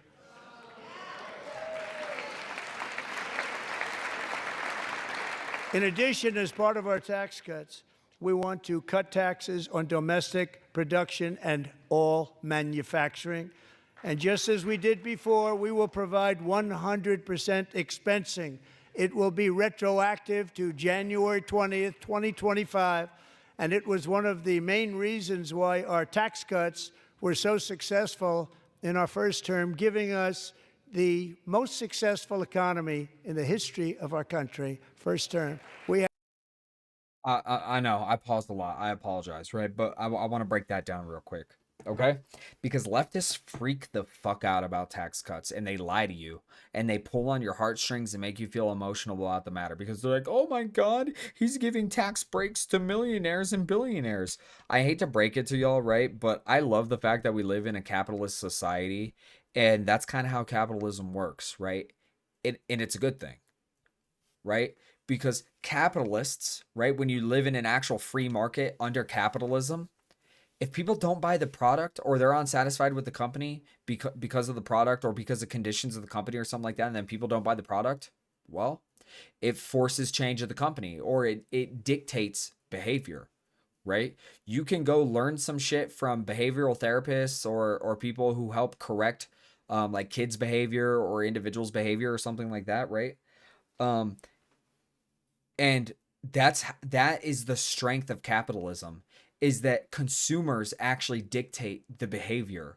You just have to be willing to sacrifice a little bit to be able to have the power of dictation. But because you've been tricked into believing that it's a necessity, it's a need, you absolutely need it, you can't wait, you can't not buy it, you're the ones fucking up capitalism. Okay? So when you give tax cuts to billionaires and millionaires, right? Because it's not personal tax cuts to them, it's for their businesses and shit like that. Or it's to them. Oh my God, I'm upset that people across the board get to keep more of their money. Billionaires and millionaires are the ones who invest in infrastructure development, in renewal projects. Like, they're the ones who push the economy forward and improve things. Okay? If you allow them to keep more of their money instead of the government taking that money and then wasting that money on Sesame Street in Iraq, right? Then they can reinvest that money into expanding their company, right? Establishing a Walmart somewhere, right? And you know, big corporations do destroy small businesses, and this is just the order of things, right? But a Walmart hires and employs and people, more people than a small business, right? And small businesses need love too. That's where your quality products come from. That's where your quality food comes from. All of that kind of stuff, right? So, but the thing is, when they can invest in expanding their infrastructure, then more people can be employed, right? Because then they need more people to handle the infrastructure, like electricity, water, sewage, gas, all of the products they're selling, right? They need people to maintain that, and then they pay money that goes into the system because it's taxed by a state or whatever, right? They have more money to spend. And the more money they spend and the less money that's taxed by states or the federal government, the more significant improvements you'll see in the quality of life for most people. Why? Because governments time and time again have proven they cannot not waste money.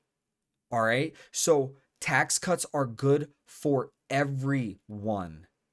If Democrats actually believed in the shit that they preach, they would implement a bill that would enact a flat tax rate on everyone for the exact same reason, and it cannot be avoided, right?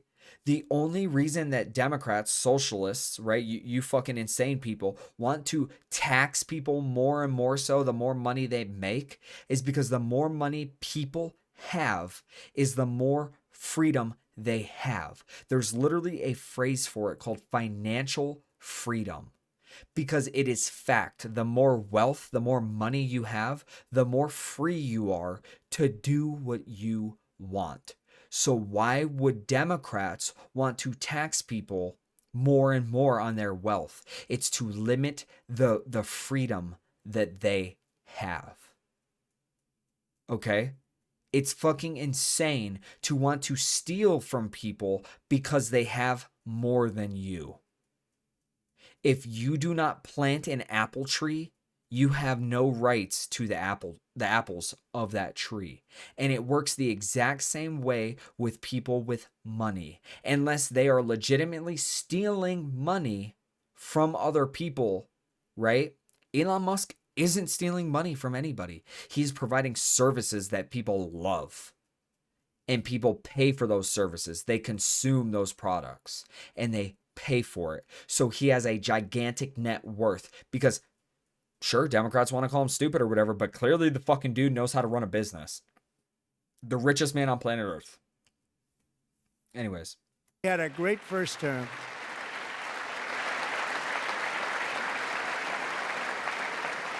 If you don't make your product in America, however, under the Trump administration, you will pay a tariff, and in some cases, a rather large one. Other countries have used tariffs against us for decades, and now it's our turn to start using them against those other countries. On average, the European Union, China, Brazil, India, Mexico, and Canada, have you heard of them? And countless other nations charge us tremendously higher tariffs than we charge them. It's very unfair. India charges us auto tariffs higher than 100%. China's average tariff on our products is twice what we charge them. And South Korea's average tariff is 4 times higher. Think of that, 4 times higher. And we give so much help militarily and in so many other ways to South Korea, but that's what happens. This is happening by friend and foe. This system is not fair to the United States and never was, and so on April 2nd, Agreed. I wanted to make it April 1st, but I didn't want to be accused of April Fool's Day. That's not, just one day cost us a lot of money. But we're going to do it in April. I'm a very superstitious person. April 2nd, reciprocal tariffs kick in. And whatever they tariff us, other countries, we will tariff them. That's reciprocal, back and forth. Whatever they tax us, we will tax them. I just want to point out the reactions of leftists globally, like Claudia Sheinbaum, who is the installed president of Mexico. She was installed by the cartels, and Justin Trudeau, the Prime Minister of Canada, right? Them wanting to reciprocate putting tariffs on the US for the US actually enacting tariffs against them because they already have higher tariff rates against us is exactly what Trump wanted, right? Because it's damned if you do, damned if you don't, right? So it's either they have to start paying their fair share. You know, that's the language of the left, right? Trump is making foreign nations have to pay their fair share in equality, in a sense of equality with the United States, or right. So they're damned if they go along with it, right, where their countries just start paying the tariffs because they already pay lower tariffs than the US and charge higher tariffs on the US. So now their countries would be making less money technically, right, in the tariffs. Because, you know, you look at the exchange and it's like, okay, well, now our country's paying more in tariffs, so it's the difference is less, okay? Or they reciprocate tariffs and then it's going to force manufacturing to come back to the US and then they are going to lose it, period. Right? So it's either lose a little or have an over exaggerated emotional reaction like leftists tend to do and cripple yourselves completely, right? Multiple businesses have already announced hundreds of billions of dollars worth of different kinds of investments in manufacturing in the United States over a period of like the next 5 years or the next 10 years and stuff like that in order to facilitate manufacturing in the United States to avoid the tariffs so that they can actually make a profit. That's going to reduce unemployment, and then that's also going to fucking accelerate the economy. Okay? And yes, it's going to be rough at first because there's going to have to be an adjustment period, right, for manufacturing to get installed and created because it's been destroyed for so long over time by people on the left, right? They've wanted to get rid of manufacturing. They hate the auto industry and the steel industry and all of them because they're polluting and they're so terrible. And then they want us to buy those same products from foreign nations that have less regulations than us, right? So yes, we're going to have to reset up the manufacturing, but it's exactly what Trump wanted. And the left is playing into it so beautifully, so beautifully. If they do non-monetary tariffs to keep us out of their market, then we will do non-monetary barriers to keep them out of our market. There's a lot of that, too. They don't even allow us in their market. We will take in trillions and trillions of dollars and create jobs like we have never seen before. I did it with China and I did it with others, and the Biden administration couldn't do anything about it because there was so much money they couldn't do anything about it. We have been... I do want to point out I think what he's talking about the non-monetary tariffs, right, is in a lot of foreign nations, right, we will let companies come to the US and set up and manufacture or whatever, and it's still owned by the foreign nation and they're providing the service. And a lot of other foreign nations, they don't allow that. They don't allow foreign companies to exist in their country, right? They make it to where the nation owns the company, or they have to sell whatever foreign company has to sell themselves to a domestic country of that nation in order to manufacture there or something like that. Right. So I believe that's what he's talking about. But if not, that's a good thing for y'all to know anyways. Ripped off for decades by nearly every country on earth, and we will not let that happen any longer.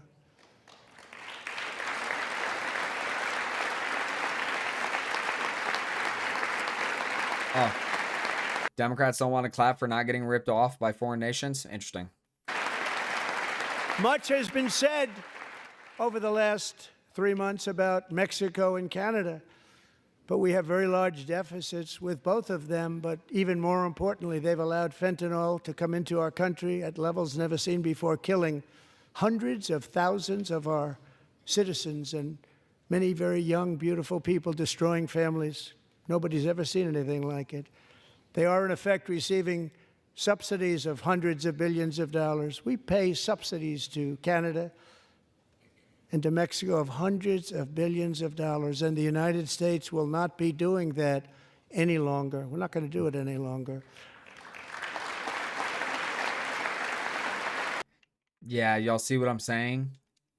Justin Trudeau wanted to try to come out and say that no one wins a trade war. Yeah, well, that's wrong. In a war, someone always wins and someone always loses. And in a trade war, especially when you are in a trade war with a country that literally subsidizes other aspects of your country, that's more detrimental to your nation than it is the nation that you're at war with, right? So Canada and Mexico not just accepting the tariffs, or what they could have done is reduce their tariffs on the US, right? But they refuse to do that. So their tariffs are higher than the US, right? Has on them. Trump says, makes these demands, requests that they reduce tariffs as well, or the US is going to up their tariffs on them, okay? Instead of capitulating or coming to a reasonable agreement, they get upset and they say no, and then we're going to put they're going to reciprocate tariffs on the US for the US starting to match their tariffs, right? So we were in the negatives. And now we're just coming up to equalize with them, but they don't want that. So then they're slapping on another 25%, and then Trump's going to slap on another 25% to equalize, right? So we were already getting fucked. And now they're upset that we don't want to get fucked anymore, and then they're reciprocating. Well, you reciprocated instead of just biting the bullet a little bit, and now you're going to lose subsidies from the US as well? Yeah. There's going to be some pretty tumultuous times in Canada and Mexico going forward. Thanks to our America First policies we're putting into place, we have had $1.7 trillion of new investment in America in just the past few weeks. The combination of the election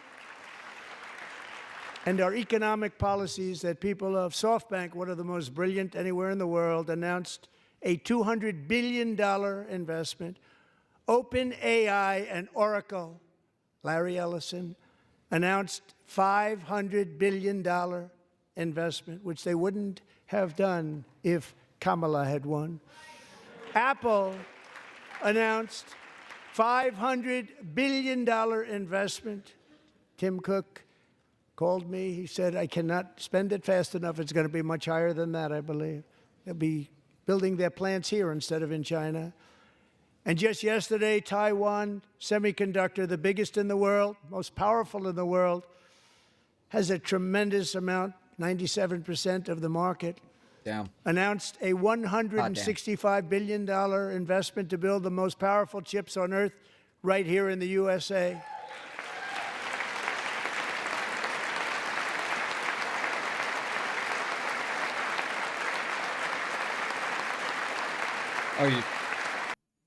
The left is upset about financial investments in the United States. And we're not giving them any money. Your CHIPS Act is a horrible, horrible thing. We give hundreds of billions of dollars, and it doesn't mean a thing. They take our money and they don't spend it. All that meant to them, we're giving them no money. All that was important to them was they didn't want to pay the tariffs, so they came and they're building, and many other companies are coming. We don't have to give them money. We just want to protect our businesses and our people, and they will come because they won't have to pay tariffs if they build in America. So it's very amazing. You should get rid of the CHIP Act, and whatever's left over, Mr. Speaker, you should use it to reduce debt or any other reason you want to.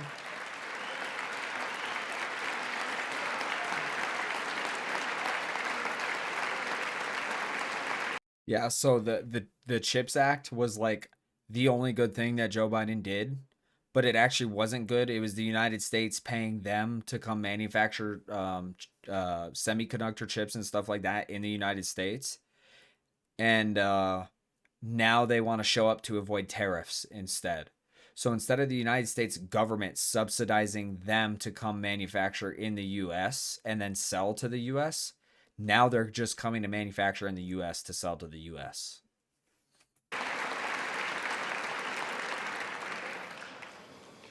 Our new trade policy will also be great for the American farmer. I love the farmer. Who will now be selling into our home market, the USA, because nobody is going to be able to compete with you. Because those goods that come in from other countries and companies, they're really in a bad position in so many different ways. They're uninspected. They may be very dirty and disgusting, and they come in and they pour in, and they hurt our American farmers. The tariffs will go on agricultural product coming into America, and our farmers, starting on April 2nd, it may be a little bit of an adjustment period.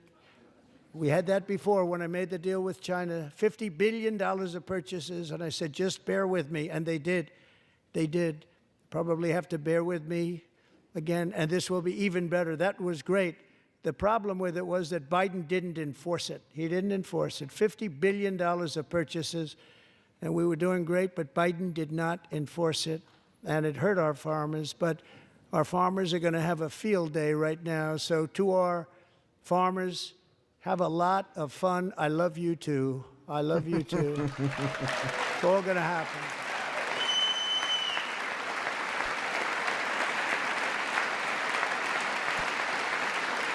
And I have also imposed a 25% tariff on foreign aluminum, copper, lumber, and steel, because if we don't have, as an example, steel and lots of other things, we don't have a military, and frankly, we just won't have a country very long. Here today is a proud American steelworker, fantastic person from Decatur, Alabama, Jeff Denard. Has been working at the same steel plant for 27 years in a job that has allowed him to serve as the captain of his local volunteer fire department, raise 7 children with his beautiful wife, Nicole, and over the years provide a loving home for more than 40 foster children. So great, Jeff.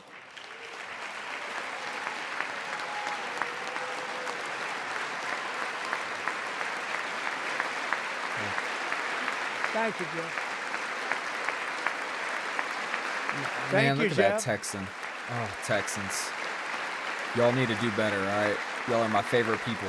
Stories like Jeff's remind us that tariffs are not just about protecting American jobs. They're about protecting the soul of our country.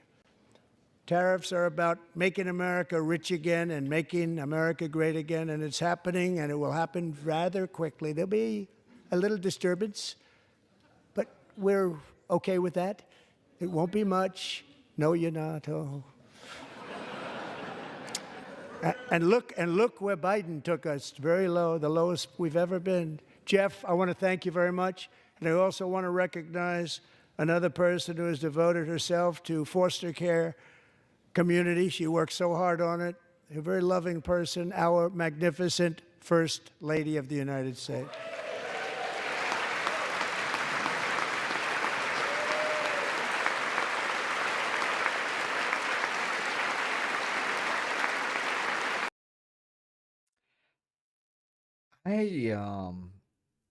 I actually don't recall Joe Biden ever doing anything like that for his wife. And Trump does this pretty regularly, where he gives credit to his wife, right?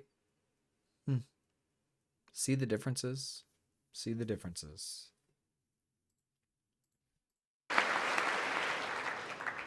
Melania's work has yielded incredible results, helping prepare our nation's future leaders as they enter the workforce. Our First Lady is joined by 2 impressive young women, very impressive. Haley Ferguson, who benefited from the First Lady's Fostering the Future initiative and is poised to complete her education and become a teacher. And Elliston Berry, who became a victim of an illicit deepfake image produced by a peer. With Elliston's help, the Senate just passed the Take It Down Act, and this is so important. Thank you very much, John. John Thune, thank you. Stand up, John. Thank you, John.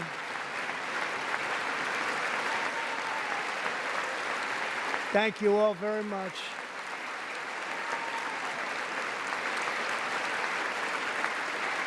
Thank you. And thank you to John Thune and the Senate. Great job. To criminalize the publication of such images online is terrible, terrible thing.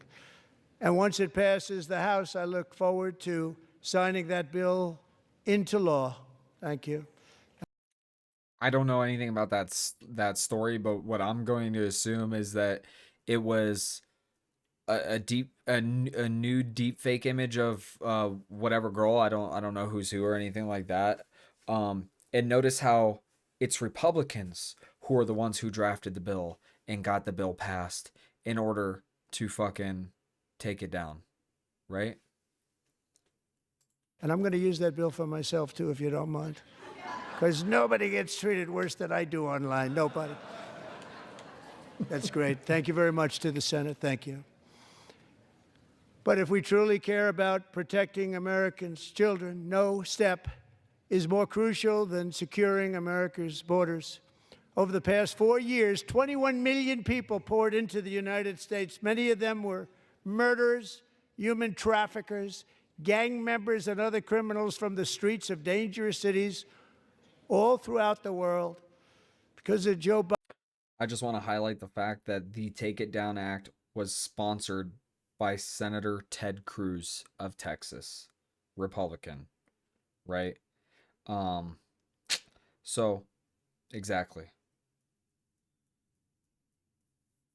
And that was introduced in June of last year. In June of last year.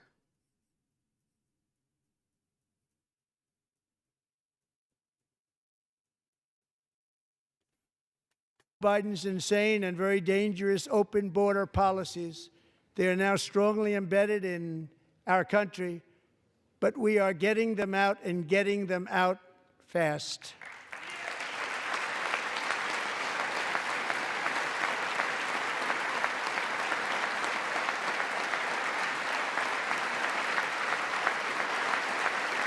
And I want to thank Tom Homan and Christy. I want to thank you and Paul of Border Patrol.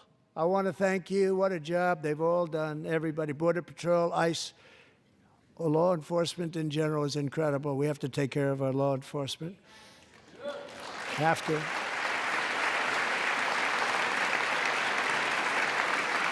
Last year,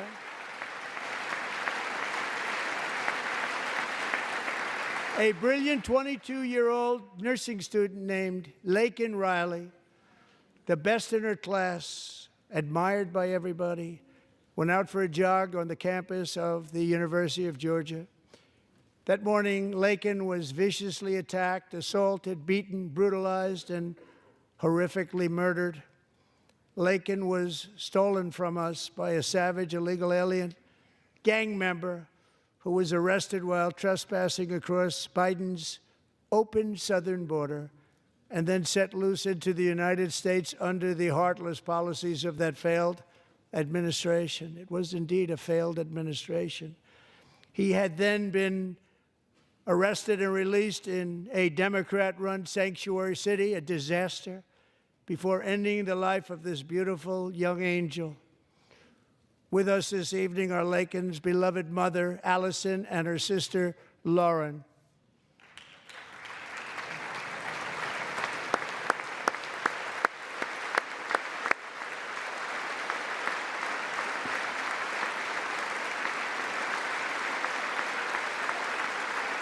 That hurts. That hurts.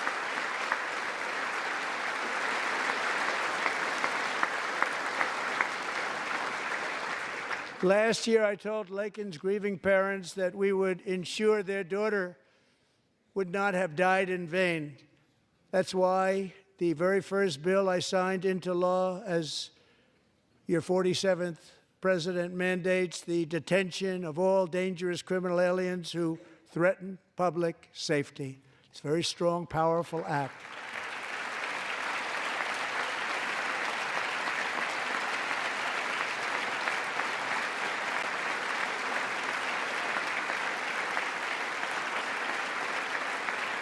It's called the Laken-Riley Act. So Allison and Lauren, America will never, ever forget our beautiful Laken Hope Riley.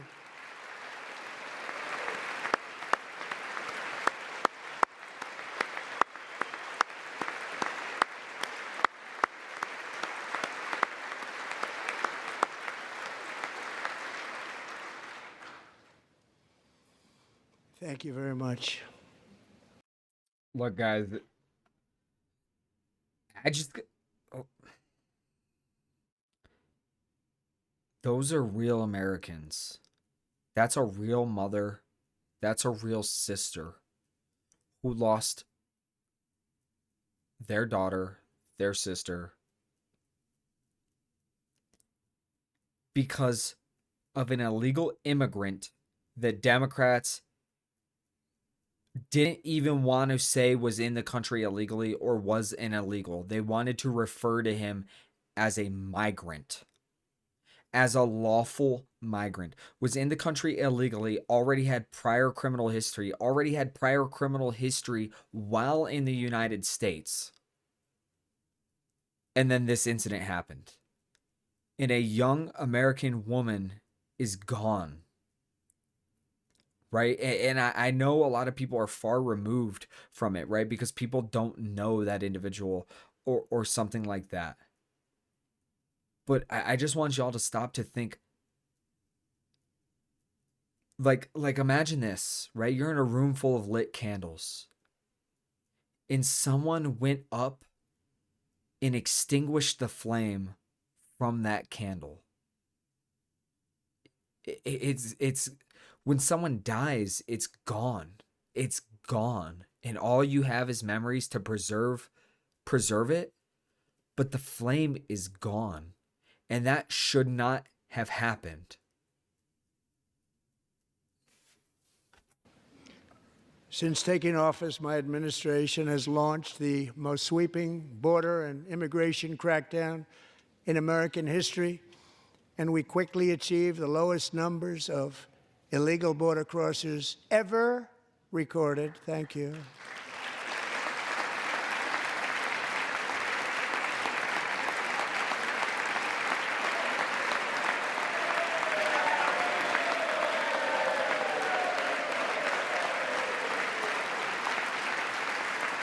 The media and our friends. Democrats not clapping for the lowest rates of illegal border crossings. In the Democrat Party kept saying we needed new legislation. We must have legislation to secure the border. But it turned out that all we really needed was a new president. Isn't that the fucking truth?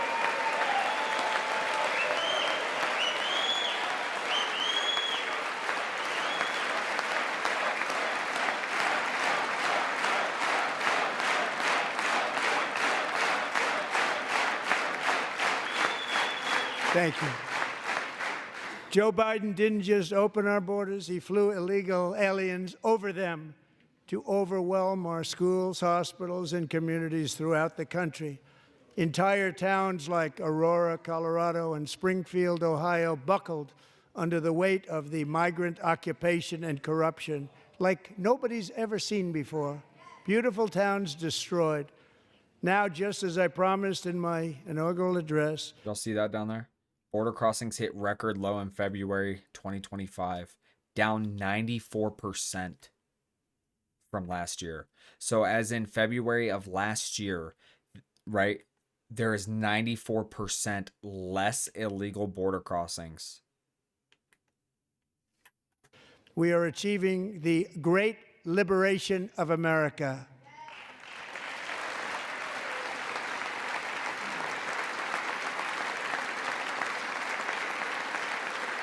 Oh, he stood up for that. But there still is much work to be done. Here tonight is a woman I have gotten to know, Alexis Nungari from Houston. Wonderful woman. Last June, Alexis's 12-year-old daughter, her precious Jocelyn, walked to a nearby convenience store She was kidnapped, tied up, assaulted for 2 hours under a bridge, and horrifically murdered. Arrested and charged with this heinous crime are 2 illegal alien monsters from Venezuela, released into America by the last administration through their ridiculous open border. The death of this beautiful 12-year-old girl and the agony of her mother and family touched our entire nation greatly. Alexis, I promised that we would always remember your daughter, your magnificent daughter, and earlier tonight I signed an order keeping my word to you. One thing I have learned about Jocelyn is that she loved animals so much. She loved nature. Across Galveston Bay, from where Jocelyn lived in Houston, you will find a magnificent national wildlife refuge, a pristine, peaceful, 34,000-acre sanctuary for all of God's creatures on the edge of the Gulf of America. Alexis, moments ago, I formally renamed that refuge in loving memory of your beautiful daughter, Jocelyn. So, Mr. Vice President, if you would, may I have the order?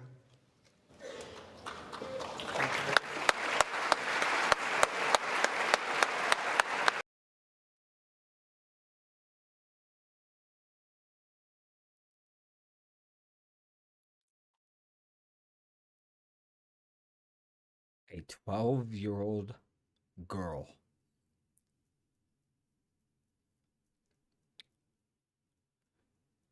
A 12-year-old girl. And the Democrats will not even clap for a wildlife refuge being renamed for that 12-year-old girl.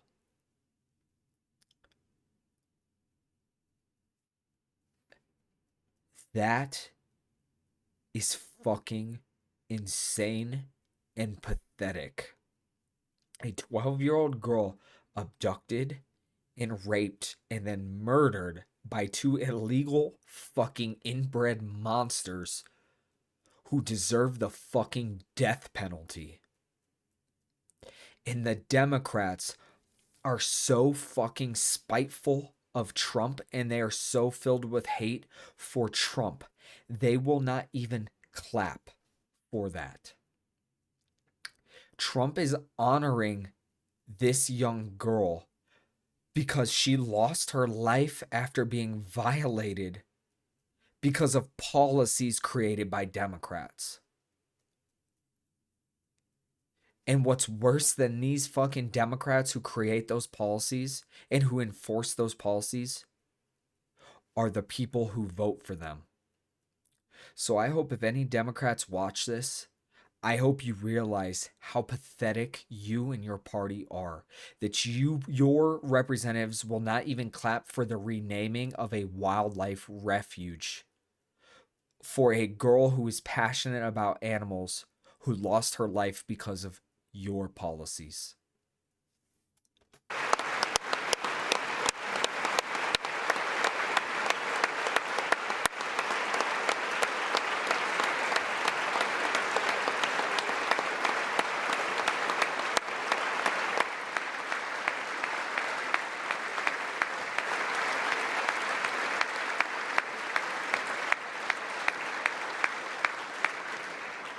Thank you very much.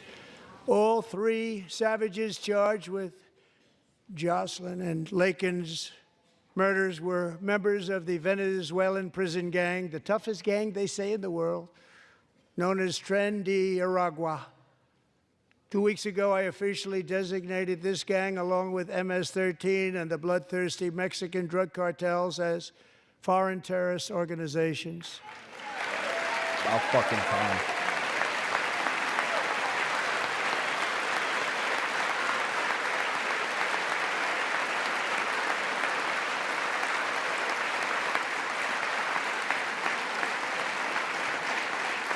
They are now officially in the same category as ISIS, and that's not good for them. Countless thousands of these terrorists were welcomed into the U.S. by the Biden administration.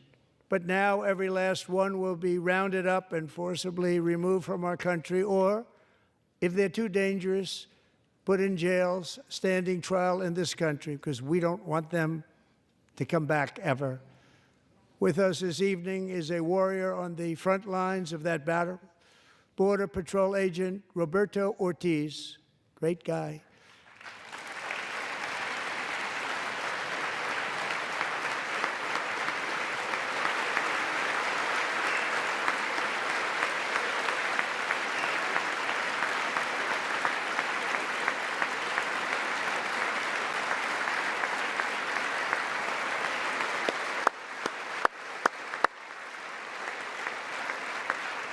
In January, Roberto and another agent were patrolling by the Rio Grande. Hold up. Y'all see this? He's getting emotional, right?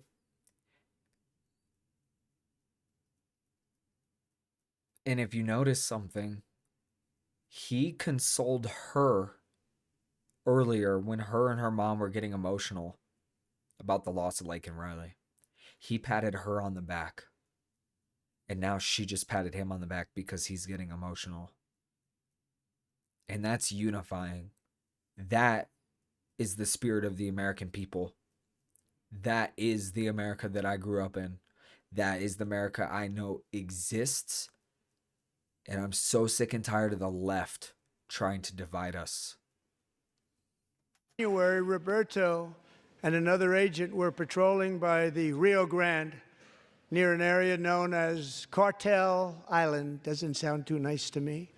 When heavily armed gunmen started shooting at them, Roberto saw that his partner was totally exposed, at great danger, and he leapt into action, returning fire and providing crucial seconds for his fellow agent to seek safety, just barely.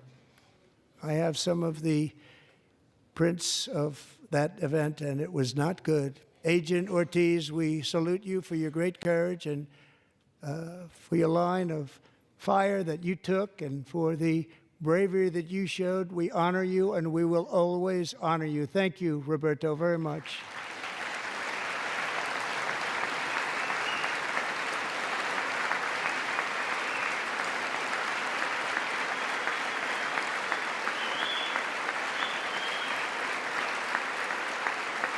Thank you, Roberto.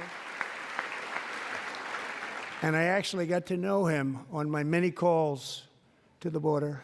He's a great gentleman.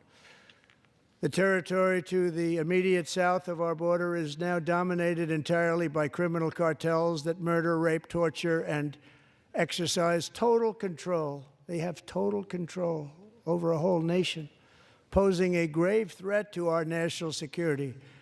The cartels are waging war in America, and it's time for America to wage war on the cartels, which we are doing. You are goddamn right.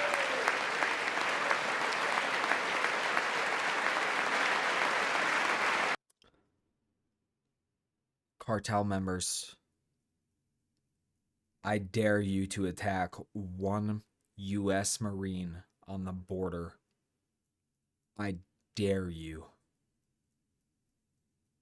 Because when you fuck with the United States Marines, you can have no better friend and you could have no fucking worse enemy.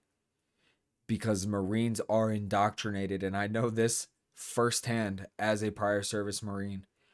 We will not stop until we eradicate anyone who hurts our own. So I fucking hope the cartel would give us a reason.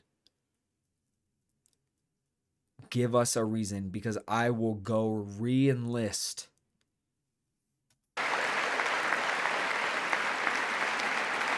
Five nights ago, Mexican authorities, because of our tariff policies being imposed on them, think of this, handed over to us 29 of the biggest cartel leaders in their country. That has never happened before. They want to make us happy.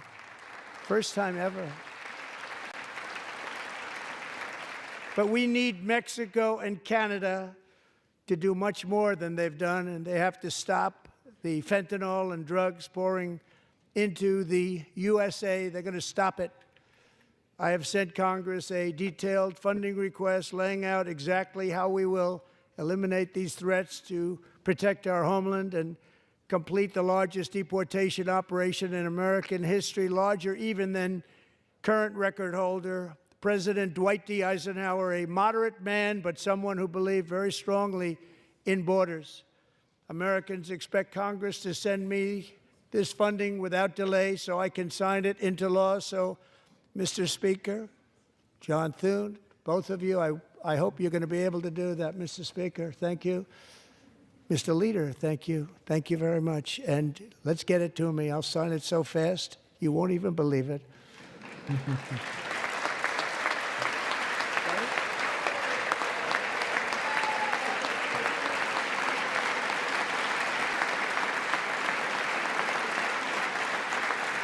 And as we reclaim our sovereignty, we must also bring back law and order to our cities and towns.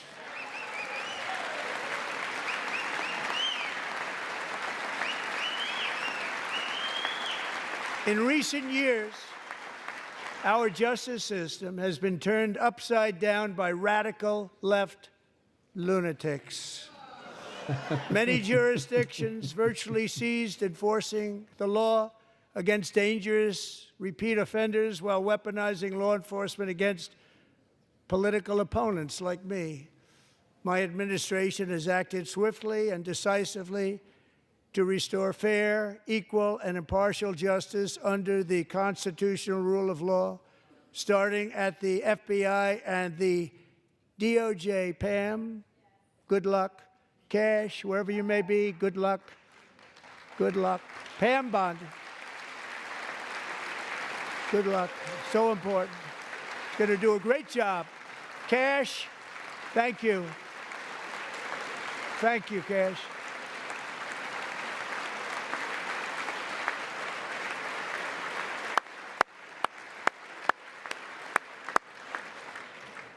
They've already started very strong. They're going to do a fantastic job. You're going to be very proud of them.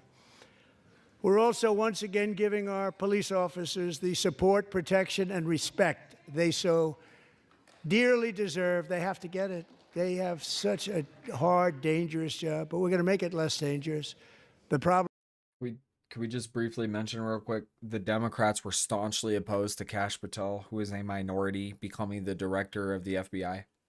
The Democrats were opposed to it. The problem is the bad guys don't respect the law, but they're starting to respect it, and they soon will respect it. This also includes our great fire departments throughout the country. Our firemen and women are unbelievable people, and we'll never forget them. And besides that, they voted for me in record numbers, so I have no choice.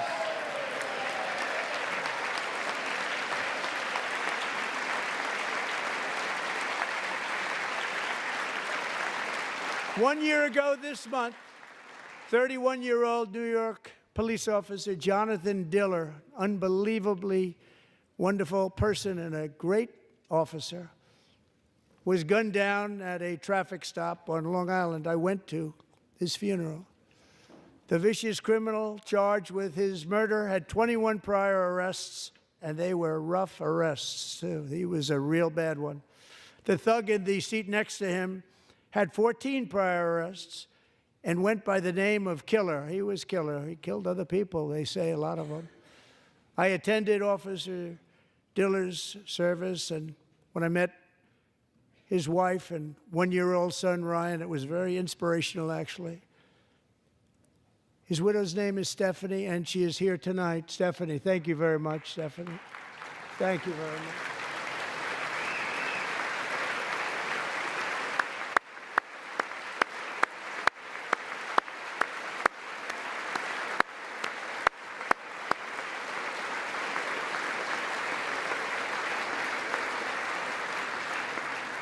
Stephanie, we're going to make sure that Ryan knows his dad was a true hero, New York's finest, and we're going to get these cold-blooded killers and repeat offenders off our streets, and we're going to do it fast. Got to stop it. They get out with 28 arrests. They push people into subway trains. They hit people over the head, back of the head with baseball bats. We got to get them out of here.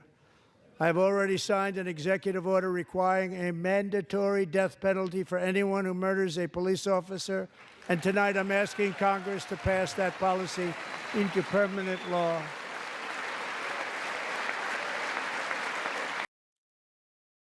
As it should be. They're like, okay. Granted, there are legitimate concerns over the death penalty, right? There are legitimate people who have been put to death who did not deserve it, okay? But the death penalty needs to exist, and it needs to be enforced. Why? Because it works the exact same way as a nuclear weapon to a foreign nation, right? The repercussions of its use are so exaggerated that it causes people to think twice about their actions. And then for the people who decide they don't care about the repercussions, then they receive the ultimate punishment. And I do believe men have the authority to make that dictation. Okay? But when enacting the death penalty, I also believe that it should be something that is used when it's without a doubt, right? You watch, like, if there's camera footage of someone killing someone, 100% death penalty. If there's camera footage of someone killing someone but you can't see the person, well, we really need to fucking investigate, right?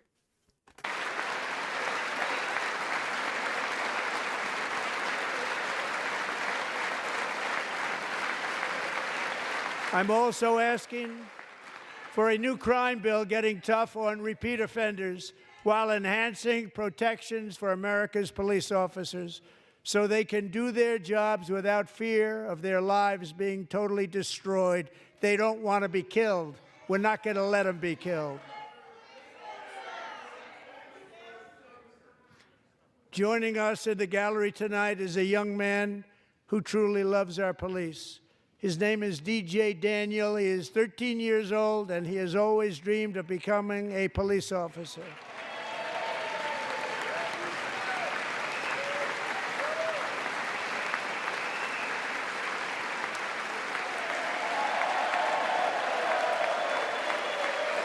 Oh, his dad is strong as fuck.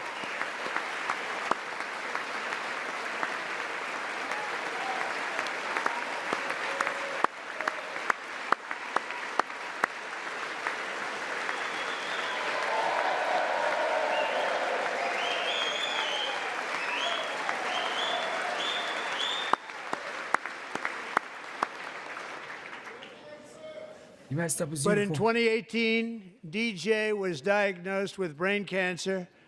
The doctors gave him 5 months at most to live. That was more than 6 years ago.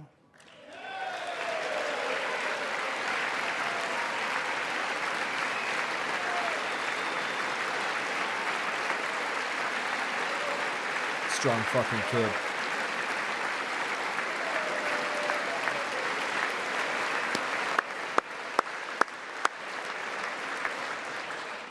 Since that time, DJ and his dad have been on a quest to make his dream come true, and DJ has been sworn in as an honorary law enforcement officer, actually a number of times. The police love him, the police departments love him. And tonight, DJ, we're going to do you the biggest honor of them all. I am asking our new Secret Service Director, Sean Curran, to officially make you an agent of the United States Secret Service.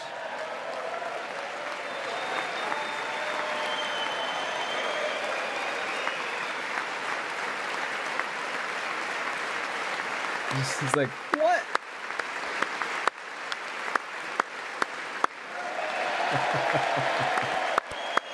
I love it, man. I love it, bro.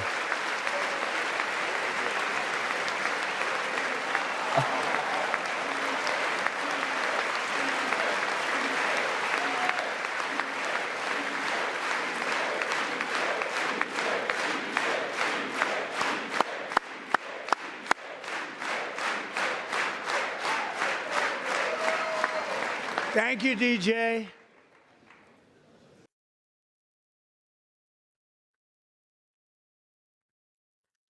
It's fucking insane to me, the hate people have for Donald Trump. Right? And the whole reason that this is happening is because this kid was bullied. This kid was bullied because he's very passionate about wanting to be a police officer, and he was bullied by other kids at school because he wore a police officer uniform. And Trump heard about it and does this. Right? What the fuck was Joe Biden doing except sniffing fucking people's daughters? Right? What did he do? What did he do except check his fucking watch while receiving the bodies of the 13 service members from Abbey Gate? DJ's doctors believe his cancer likely came from a chemical he was exposed to when he was younger. Since 1975, rates of child cancer have increased by more than 40%. Fucking insane. Reversing this trend is one of the top priorities for our new presidential commission to make America healthy again, chaired by our new Secretary of Health and Human Services, Robert F. Kennedy, Jr.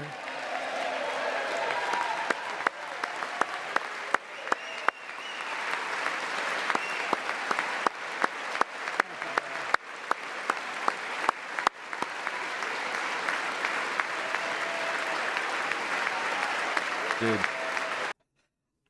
RFK Jr. is like, I think he's like 80 something years old. And this dude is shredded, bro. This dude is shredded. He's got like, dude, look at his posture. He's in such good shape for his fucking age, right? Now I understand why women loved JFK, right? The Kennedys, their genetics are fucking amazing. With the name baby. Kennedy, you would have thought everybody over here would have been cheering. How quickly they forget. Our goal is to get toxins out of our environment, poisons out of our food supply, and keep our children healthy and strong. Can I just point out, Donald Trump, he is the epitome of the scene from the Spartans, where the Spartans are talking about how the Persians are said to be able to field so many archers that the arrows will blot out the sun. And Trump is like the Spartans, laughing and saying, "Then we'll fight in the shade." That's exactly what Donald Trump is. Oh my God. An example, not long ago, and you can't even believe these numbers, 1 in 10,000 children had autism, 1 in 10,000, and now it's 1 in 36. That's fucking, There's something wrong. Wow. 1 in 36. Think of that. So we're going to find out what it is, and there's nobody better than Bobby and all of the people that are working with you. You have the best to figure out what is going on.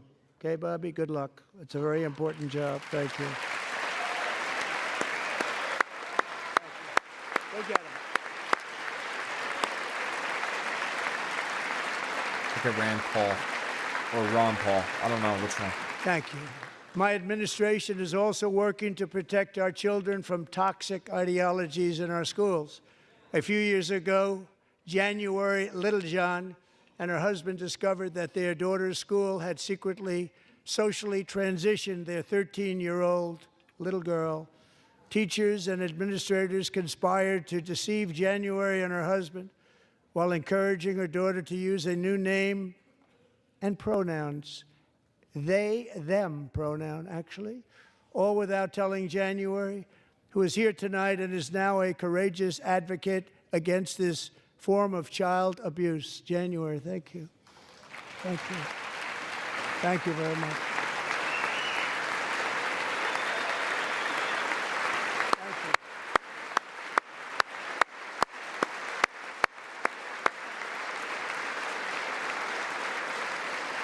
Thank you. Stories like this are why, shortly after taking office, I signed an executive order banning public schools from indoctrinating our children with transgender ideology.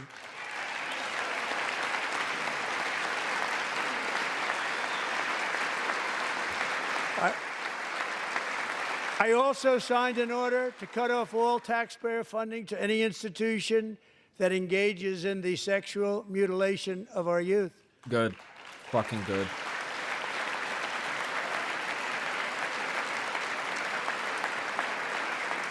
And now I want Congress to pass a bill permanently banning and criminalizing sex changes on children and forever ending the lie that any child is trapped in the wrong body. This is a big lie.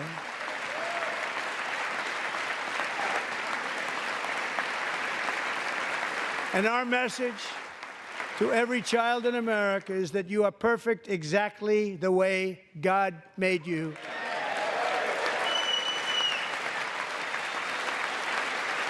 Democrats won't clap for that, huh?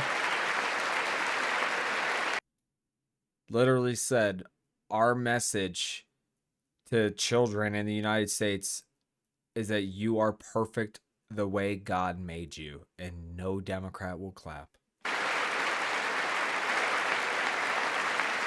Because we're getting wokeness out of our schools and out of our military, and it's already out, and it's out of our society. We don't want it. Wokeness is trouble. Wokeness is bad. It's gone. It's gone. And we feel so much better for it, don't we? Don't we feel better? Our service members won't be activists and ideologues. They will be fighters. They're literally not allowed to be, right? That was the issue under Joe Biden, right? This is why you had service members, right? That airman who self-immolated himself outside of the embassy of Israel, right? When you're in the military, you have one job. And that's to execute, right? The wars of the United States. That is to be the most lethal warfighter you can possibly be. You're not a political ideologue, right? And you actually have your rights, right? Your First Amendment, your Second Amendment, all your rights while in the military restricted and reduced. Because the entire point is you're not supposed to have freedom to do whatever the fuck you want and think whatever the fuck you want and stuff like that. And y'all can criticize it, right? But you have one job while in the military, and that's to be a lethal warfighter to be able to win America's wars. That's it. And warriors, they will fight for our country. And Pete, congratulations. Secretary of Defense, congratulations.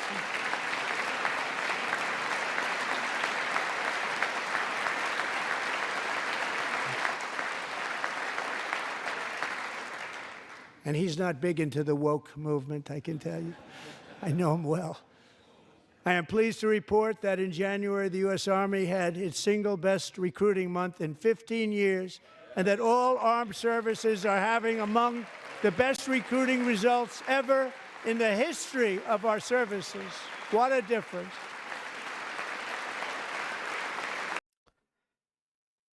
Y'all don't even have to pull anything up to know this is true. I will tell you right now, since I've gotten out of the Marine Corps, I've had at least 3 people come to me and ask me about joining the Marine Corps. And I told them, do not enlist in the military under Joe Biden, right? Because I've chatted with these people. Some of them I've known for a very long time. I kind of know how they are. And the military is not what they were thinking it was under Joe Biden. Okay. And a ton of people who have left the military have told people not to join the military under Joe Biden. And you know who's attracted to military service? Do you think liberals are attracted to military service? No, they're fucking not. Conservative or conservative leaning people are attracted to military service. So when you take military service and you make it liberal, right? You start injecting these crazy ass political ideologies and DEI and all this woke shit. You lose all of the people who are willing to join the military, because militaries are not liberal places. The military are globally, right? The military globally, there's no such thing as a liberal military. They are all conservative. And the only militaries who are liberal aren't actual militaries. They don't fight any wars, nor could they ever fight a war. They're just there for show.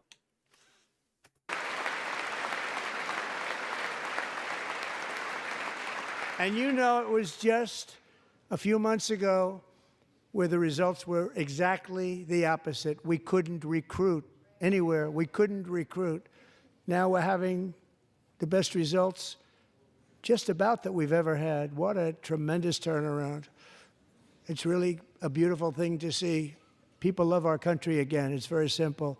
They love our country, and they love being in our military again. So it's a great thing, and thank you very much. Great job. Thank you.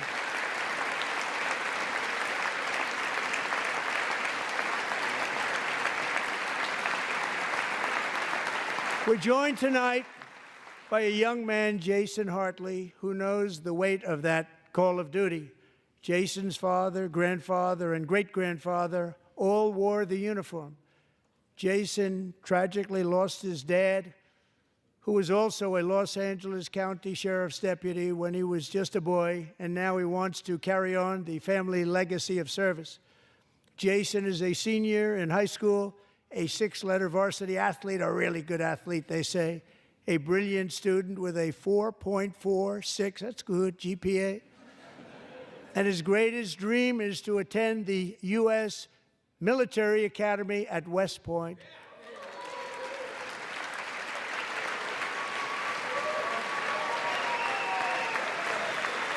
God damn. What? That's not a kid. Look at that. Look at that square jaw motherfucker. He's built for it. And Jason, that's a very big deal getting in. That's a hard one to get into, but It is our oldest military college, right? And it's a shame. It's good for this kid, okay? Like awesome for him, and especially right now going in under the leadership of Pete Hegseth, right? Because there have been reports of terrible things happening at West Point. Them preaching communism, teaching Marxism as if it's a good thing and stuff like that at West Point, our most prestigious, oldest military institute in this country, right? That's literally responsible for producing all of our greatest generals, all right? That's insane for them to be teaching communism, or West Point cadets to be wearing fucking shirts of like Stalin and Lenin and shit like that on them underneath their ceremonial wear. All right? And I hope Pete Hegseth incinerates that out of fucking West Point. I'm pleased to inform you that your application has been accepted. You will soon be joining the Corps of Cadets.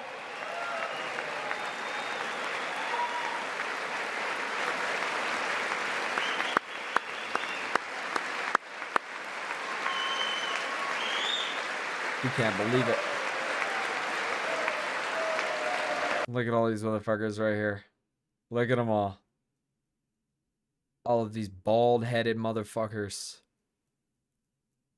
How is it, right? Can someone explain to me how? Oh my God, the Army Chief of Staff. What? I don't know which one's Navy and which one's Coast Guard, because I'm pretty sure they have the same. Like, look at these shiny ass heads, man. That's the stress on the military right there.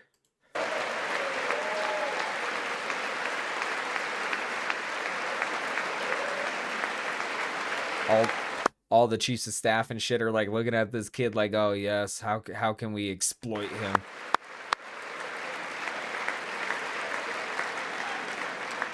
Thank you. Jason, you're going to be on the long gray line, Jason. Congratulations. As Commander-in-Chief, my focus is on building the most powerful military of the future. As a first step I'm asking Congress to fund a state-of-the-art Golden Dome missile defense shield to protect our homeland, all made in the USA. A golden dome. Fucking Trump, yeah. And Ronald Reagan wanted to do it long ago, but the technology just wasn't there, not even close. But now we have the technology. It's incredible, actually. And other places, they have it. Israel has it. Other places have it. And the United States should have it too, right, Tim, right? They should have it too. So I want to thank you. But it's a very, very important. This is a very dangerous world. We should have it. We want to be protected, and we're going to protect our citizens like never before. To boost our defense industrial base, we are also going to resurrect the American shipbuilding industry, including commercial shipbuilding and military shipbuilding.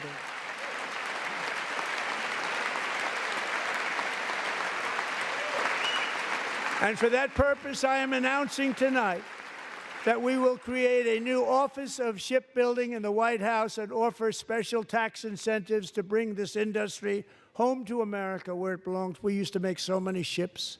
We don't make them anymore very much, but we're going to make them very fast, very soon. It will have a huge impact. To further enhance our national security, my administration will be reclaiming the Panama Canal, and we've already started doing it. The Democrats are having a meltdown. Oh, no. Just today, a large American company announced they are buying both ports around the Panama Canal and lots of other things having to do with the Panama Canal and a couple of other canals. The Panama Canal was built by Americans for Americans, not for others, but others could use it. But it was built at tremendous cost of American blood and treasure. 38,000 workers died building the Panama Canal. They died of malaria. They died of snake bites and mosquitoes. Not a nice place to work. They paid them very highly to go there, knowing there was a 25% chance that they would die. The most expensive project also that was ever built in our country's history, if you bring it up to modern day costs. It was given away by the Carter administration for $1, but that agreement has been violated very severely. We didn't give it to China. We gave it to Panama, and we're taking it back.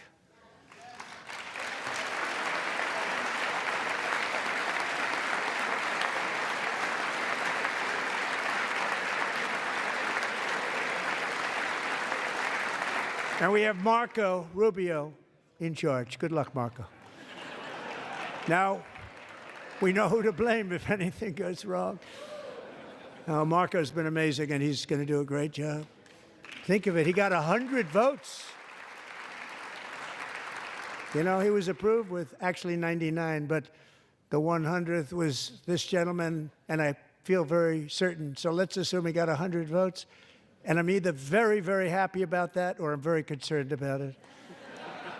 But he's already proven. I mean, he's a great gentleman. He's respected by everybody, and we appreciate you voting for Marco.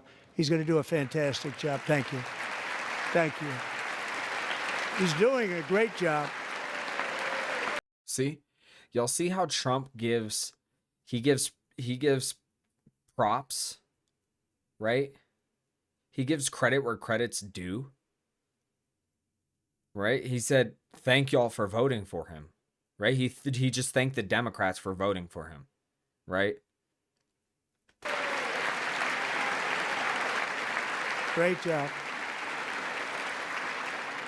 And I also have a message tonight for the incredible people of Greenland.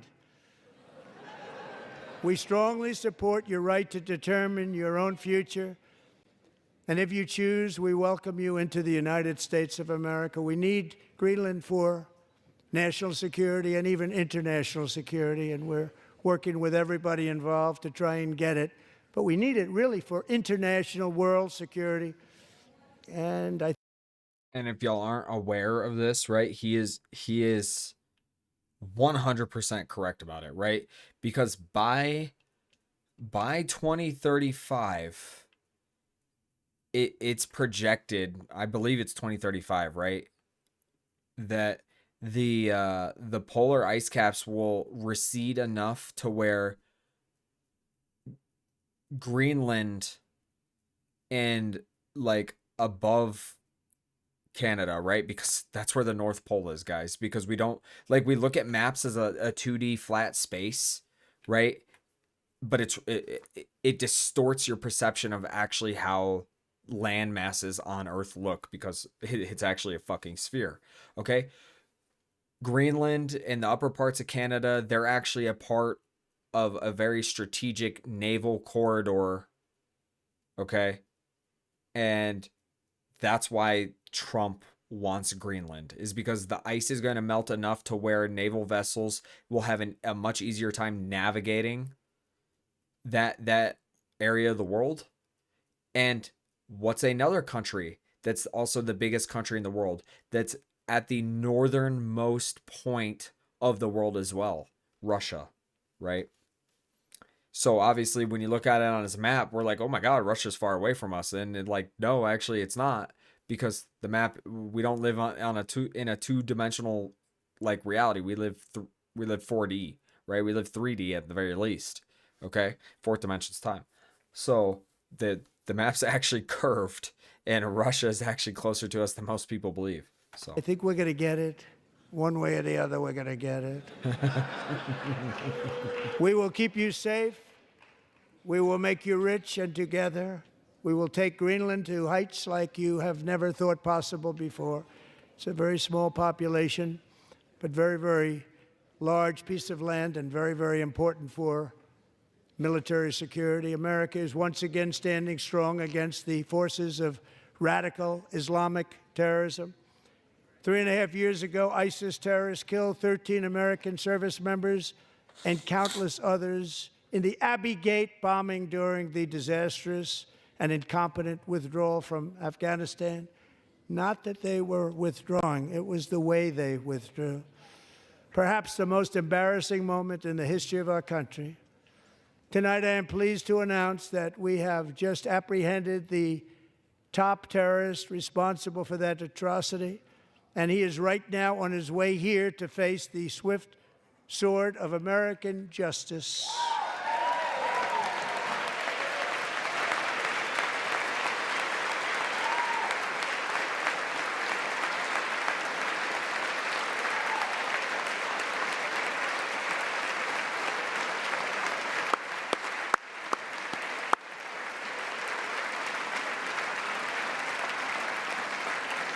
And I want to thank especially the government of Pakistan for helping arrest this monster.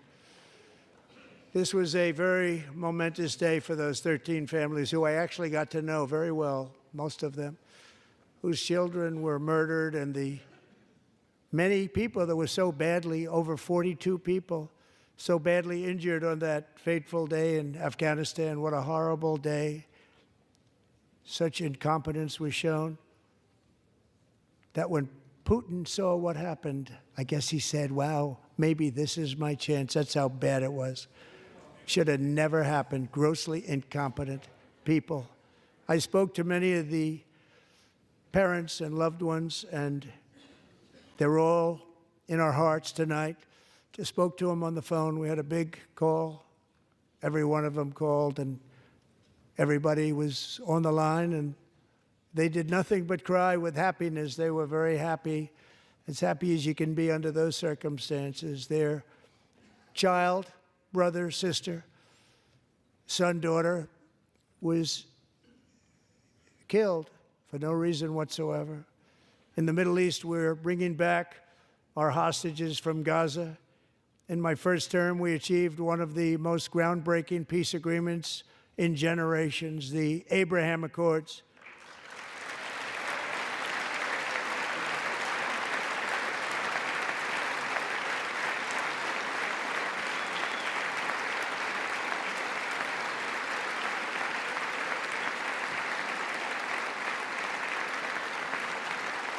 And now we're going to build on that foundation to create a more peaceful and prosperous future for the entire region. A lot of things are happening in the Middle East. People have been talking about that so much. lately with everything going on with Ukraine and Russia. But a lot of things are happening in the Middle East. It's a rough neighborhood, actually. I'm also working tirelessly to end the savage conflict in Ukraine. Millions of Ukrainians and Russians have been needlessly killed or wounded in this horrific and brutal conflict with no end in sight. The United States has sent hundreds of billions of dollars to support Ukraine's defense with no security, with no anything.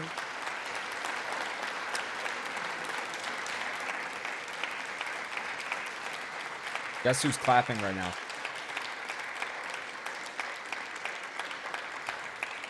Do you want to keep it going for another 5 years? Yeah, you would say Pocahontas says yes.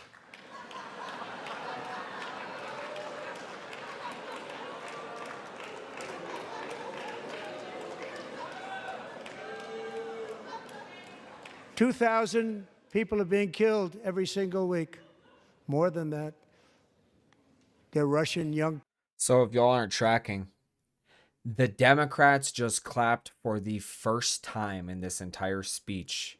And it's when Trump said that we have sent hundreds of billions of dollars to Ukraine. People, they're Ukrainian young people. They're not Americans, but I want it to stop. Meanwhile, Europe has sadly spent more money buying Russian oil and gas than they have spent on defending Ukraine, by far. Think of that. They've spent more buying Russian oil and gas than they have defending. And we've spent perhaps $350 billion, like taking candy from a baby. That's what happened. And they've spent $100 billion. What a difference that is. And we have an ocean separating us, and they don't. But we're getting along very well with them, and lots of good things are happening. Biden has authorized more money in this fight than Europe has spent by billions and billions of dollars. It's hard to believe that they wouldn't have stopped it and said at some point, come on, let's equalize. You got to be equal to us. But that didn't happen. Earlier today, I received an important letter from President Zelensky of Ukraine. The letter reads, Ukraine is ready to come to the negotiating table as soon as possible to bring lasting peace closer. Nobody wants peace more than the Ukrainians, he said. My team and I stand ready to work under President Trump's strong leadership to get a peace that lasts. We do really value how much America has done to help Ukraine maintain its sovereignty and independence. Regarding the agreement on minerals and security, Ukraine is ready to sign it at any time that is convenient for you. I appreciate that he sent this letter, just got it a little while ago. Simultaneously, we've had serious discussions with Russia and have received strong signals that they are ready for peace. Wouldn't that be beautiful? Wouldn't that be beautiful?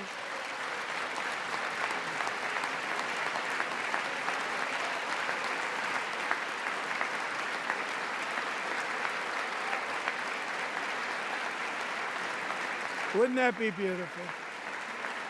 Look at that. They clapped for sending hundreds of billions of dollars to Ukraine, but they're not clapping for peace.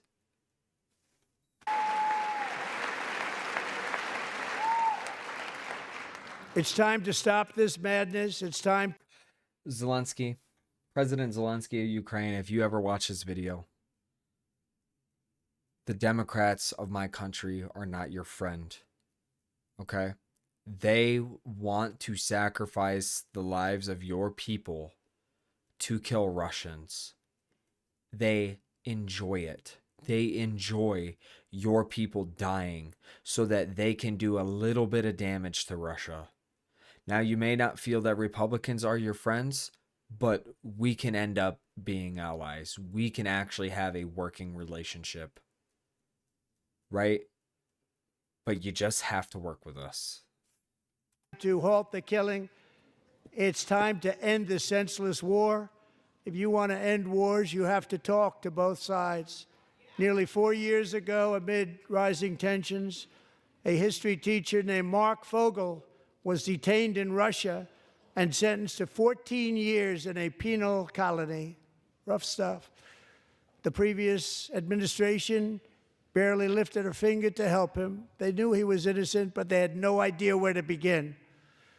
But last summer, I promised his 95-year-old mother, Malphine, that we would bring her boy safely back home. After 22 days in office, I did just that, and they are here tonight.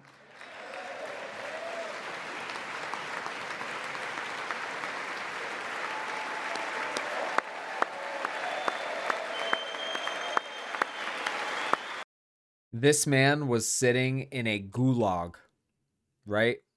And I'm pretty sure Mark is a prior service member. I think I remember reading this story. He's a teacher and he's a prior service member, and he's been sitting in a gulag for years, and Joe Biden did nothing to help him or try to get him out. Nothing. But you know who Joe Biden was more worried about? That dumb fucking women's basketball player.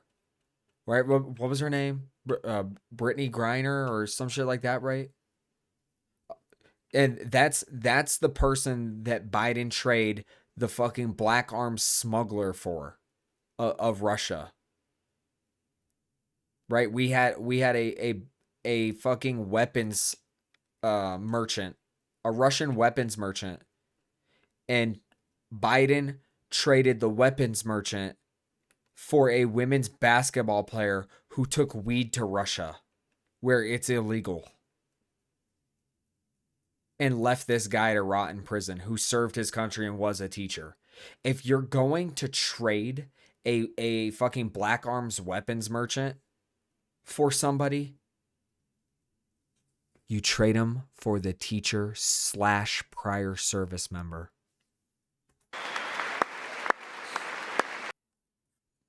Years. He sat in a gulag for years, and Trump got him out in 22 days.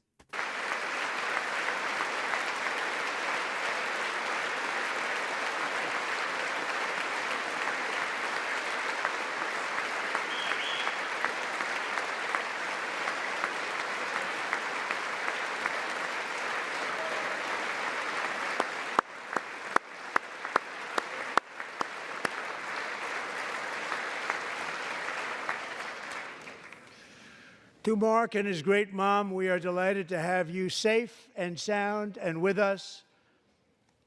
As fate would have it, Mark Fogel was born in a small rural town in Butler, Pennsylvania. Have you heard of it? Where his mother has lived for the past 78 years. I just happened to go there last July 13th for a rally. That was not pleasant.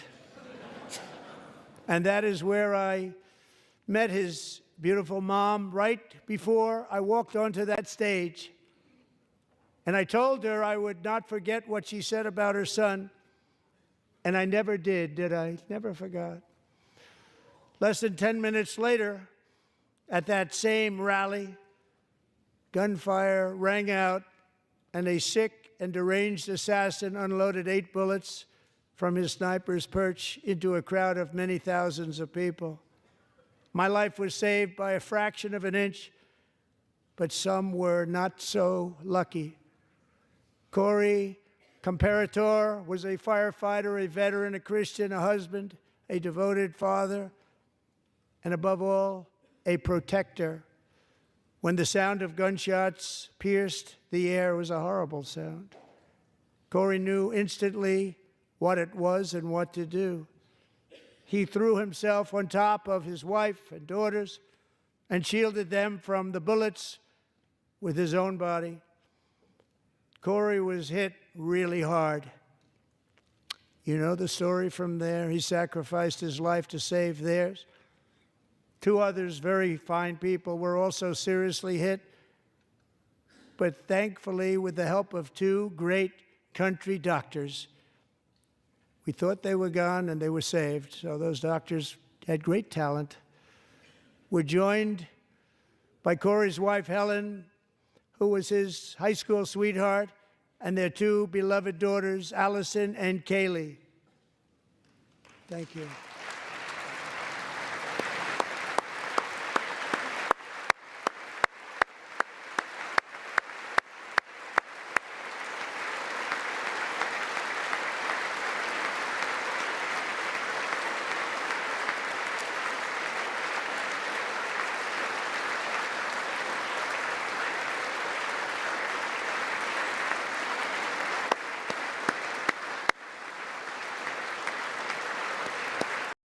I just want y'all to know, liberal pundits like Hassan Piker and Destiny both cheered on this assassination attempt and were happy that an American, a patriotic American who sacrificed his life to save his family, was killed by fucking Thomas Crooks. They said it multiple times that they're happy and that Corey and the others who were injured deserved it. Right? That's insane. And those are leftists that said that.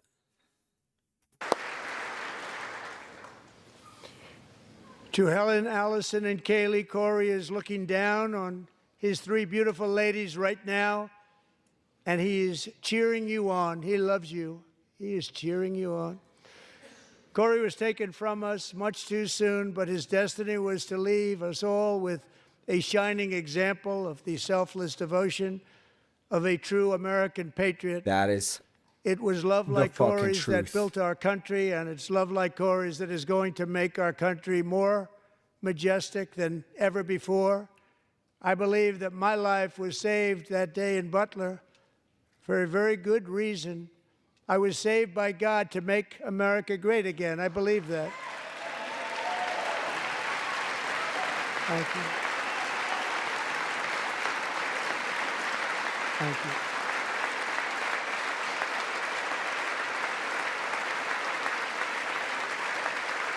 Thank you.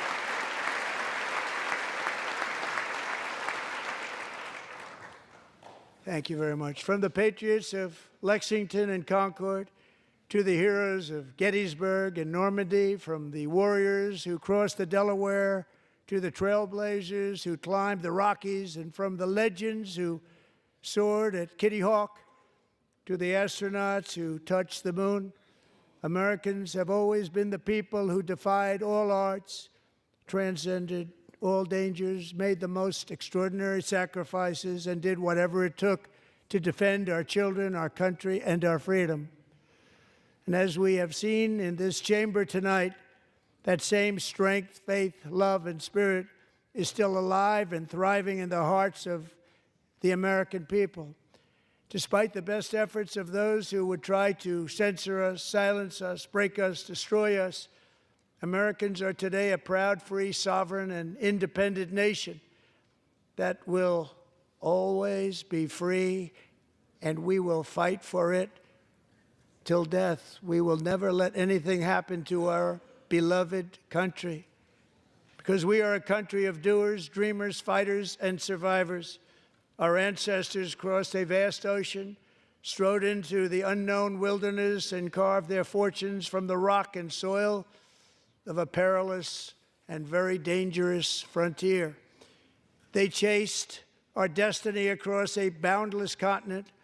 They built the railroads, laid the highways, and graced the world with American marvels like the Empire State Building, the mighty Hoover Dam, and the towering Golden Gate Bridge. You're fucking They lit the goddamn world right. with electricity, broke free of the force of gravity, fired up the engines of American industry, vanquished the communists, fascists, and Marxists all over the world, and gave us countless modern wonders sculptured out of iron, glass, and steel. We stand on the shoulders of these pioneers who won and built the modern age. These workers who poured their sweat into the skylines of our cities.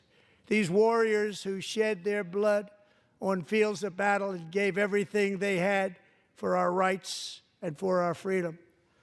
Now it is our time to take up the righteous cause of American liberty. And it is our turn to take America's destiny into our own hands and begin the most thrilling days in the history of our country. This will be our greatest era.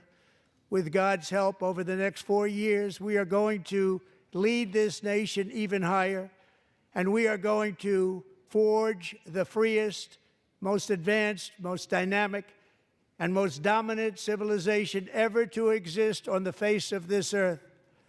We are going to create the highest quality of life, build the safest and wealthiest and healthiest and most vital communities anywhere in the world. We are going to conquer the vast frontiers of science, and we are going to lead humanity into space and plant the American flag on the planet Mars and even far beyond. You didn't get any speech like that from Joe Biden. All you got from Joe Biden was shibboleth pressure. That's what you fucking got from Joe Biden.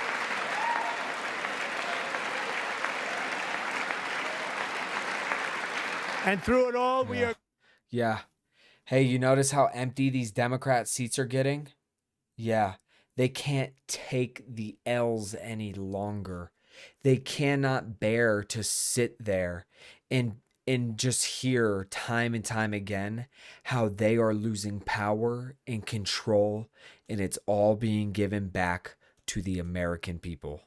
We're going to rediscover the unstoppable power of the American spirit, and we are going to renew unlimited promise of the American dream. Every single day we will stand up and we will fight, fight, fight for the country our citizens believe in and for the country our people deserve.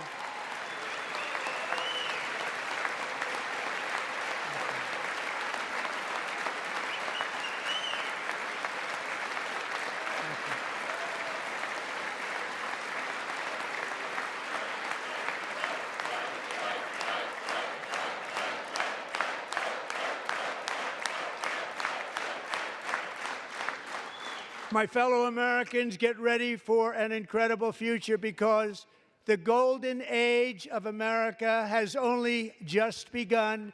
It will be like nothing that has ever been seen before. Thank you, God bless you, and God bless America.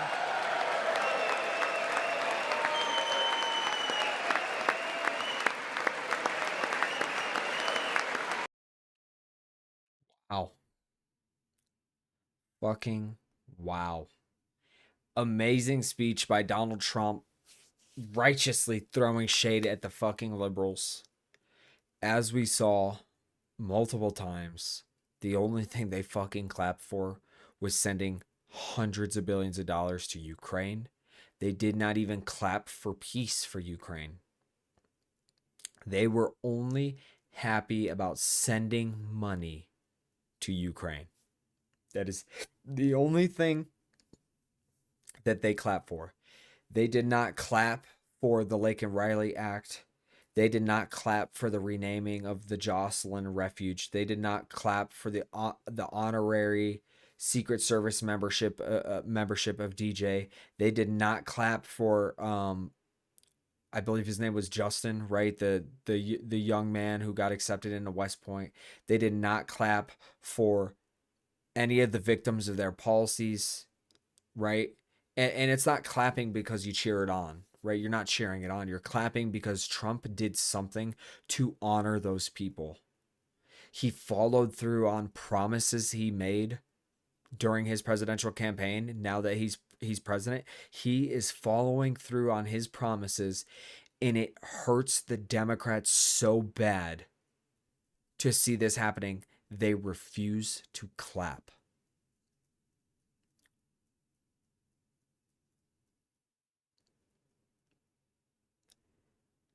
So, I just want to leave y'all off on think about that stuff. Think about that stuff. If you're a moderate, if you're a fence sitter, even if you're a conservative, right? And you're iffy. Think about everything you just witnessed with this joint session speech. Think about it. Okay? Because that's the reality we're living in. The media is lying constantly. Social media is lying constantly. You just saw it here for yourself. The difference between the two parties. Right? And guess what? The conservatives have the cooperation of the moderates and the independents. Right? This is a unifying party right now. The left, as you saw it on the right side of on Trump's right side of the chamber, no longer is the left. Right? They are legitimately so far gone and so deranged, delusional, and extreme. They are no longer the left, right? We need to completely ostracize them and outright reject them. All of the actual leftists are now within the conservative party. So, within the process of Democrats trying to make this country a unipolar society with the Democrat Party at its head, they've ostracized so many people and they've fucked things up so bad that they have now unified all of the sane voters and all the sane politicians into a coalition. And this coalition is happening because of Donald J. Trump. But I'll leave y'all with that. I'm Joseph Rose, the host of the Common Sense Pros and Cons podcast. You can find me on Twitch or YouTube or Rumble. And if you're not interested in that, you can go check out me gaming at Respawn Rose on Twitch, YouTube, or Rumble. And I'll catch all of you in the next video.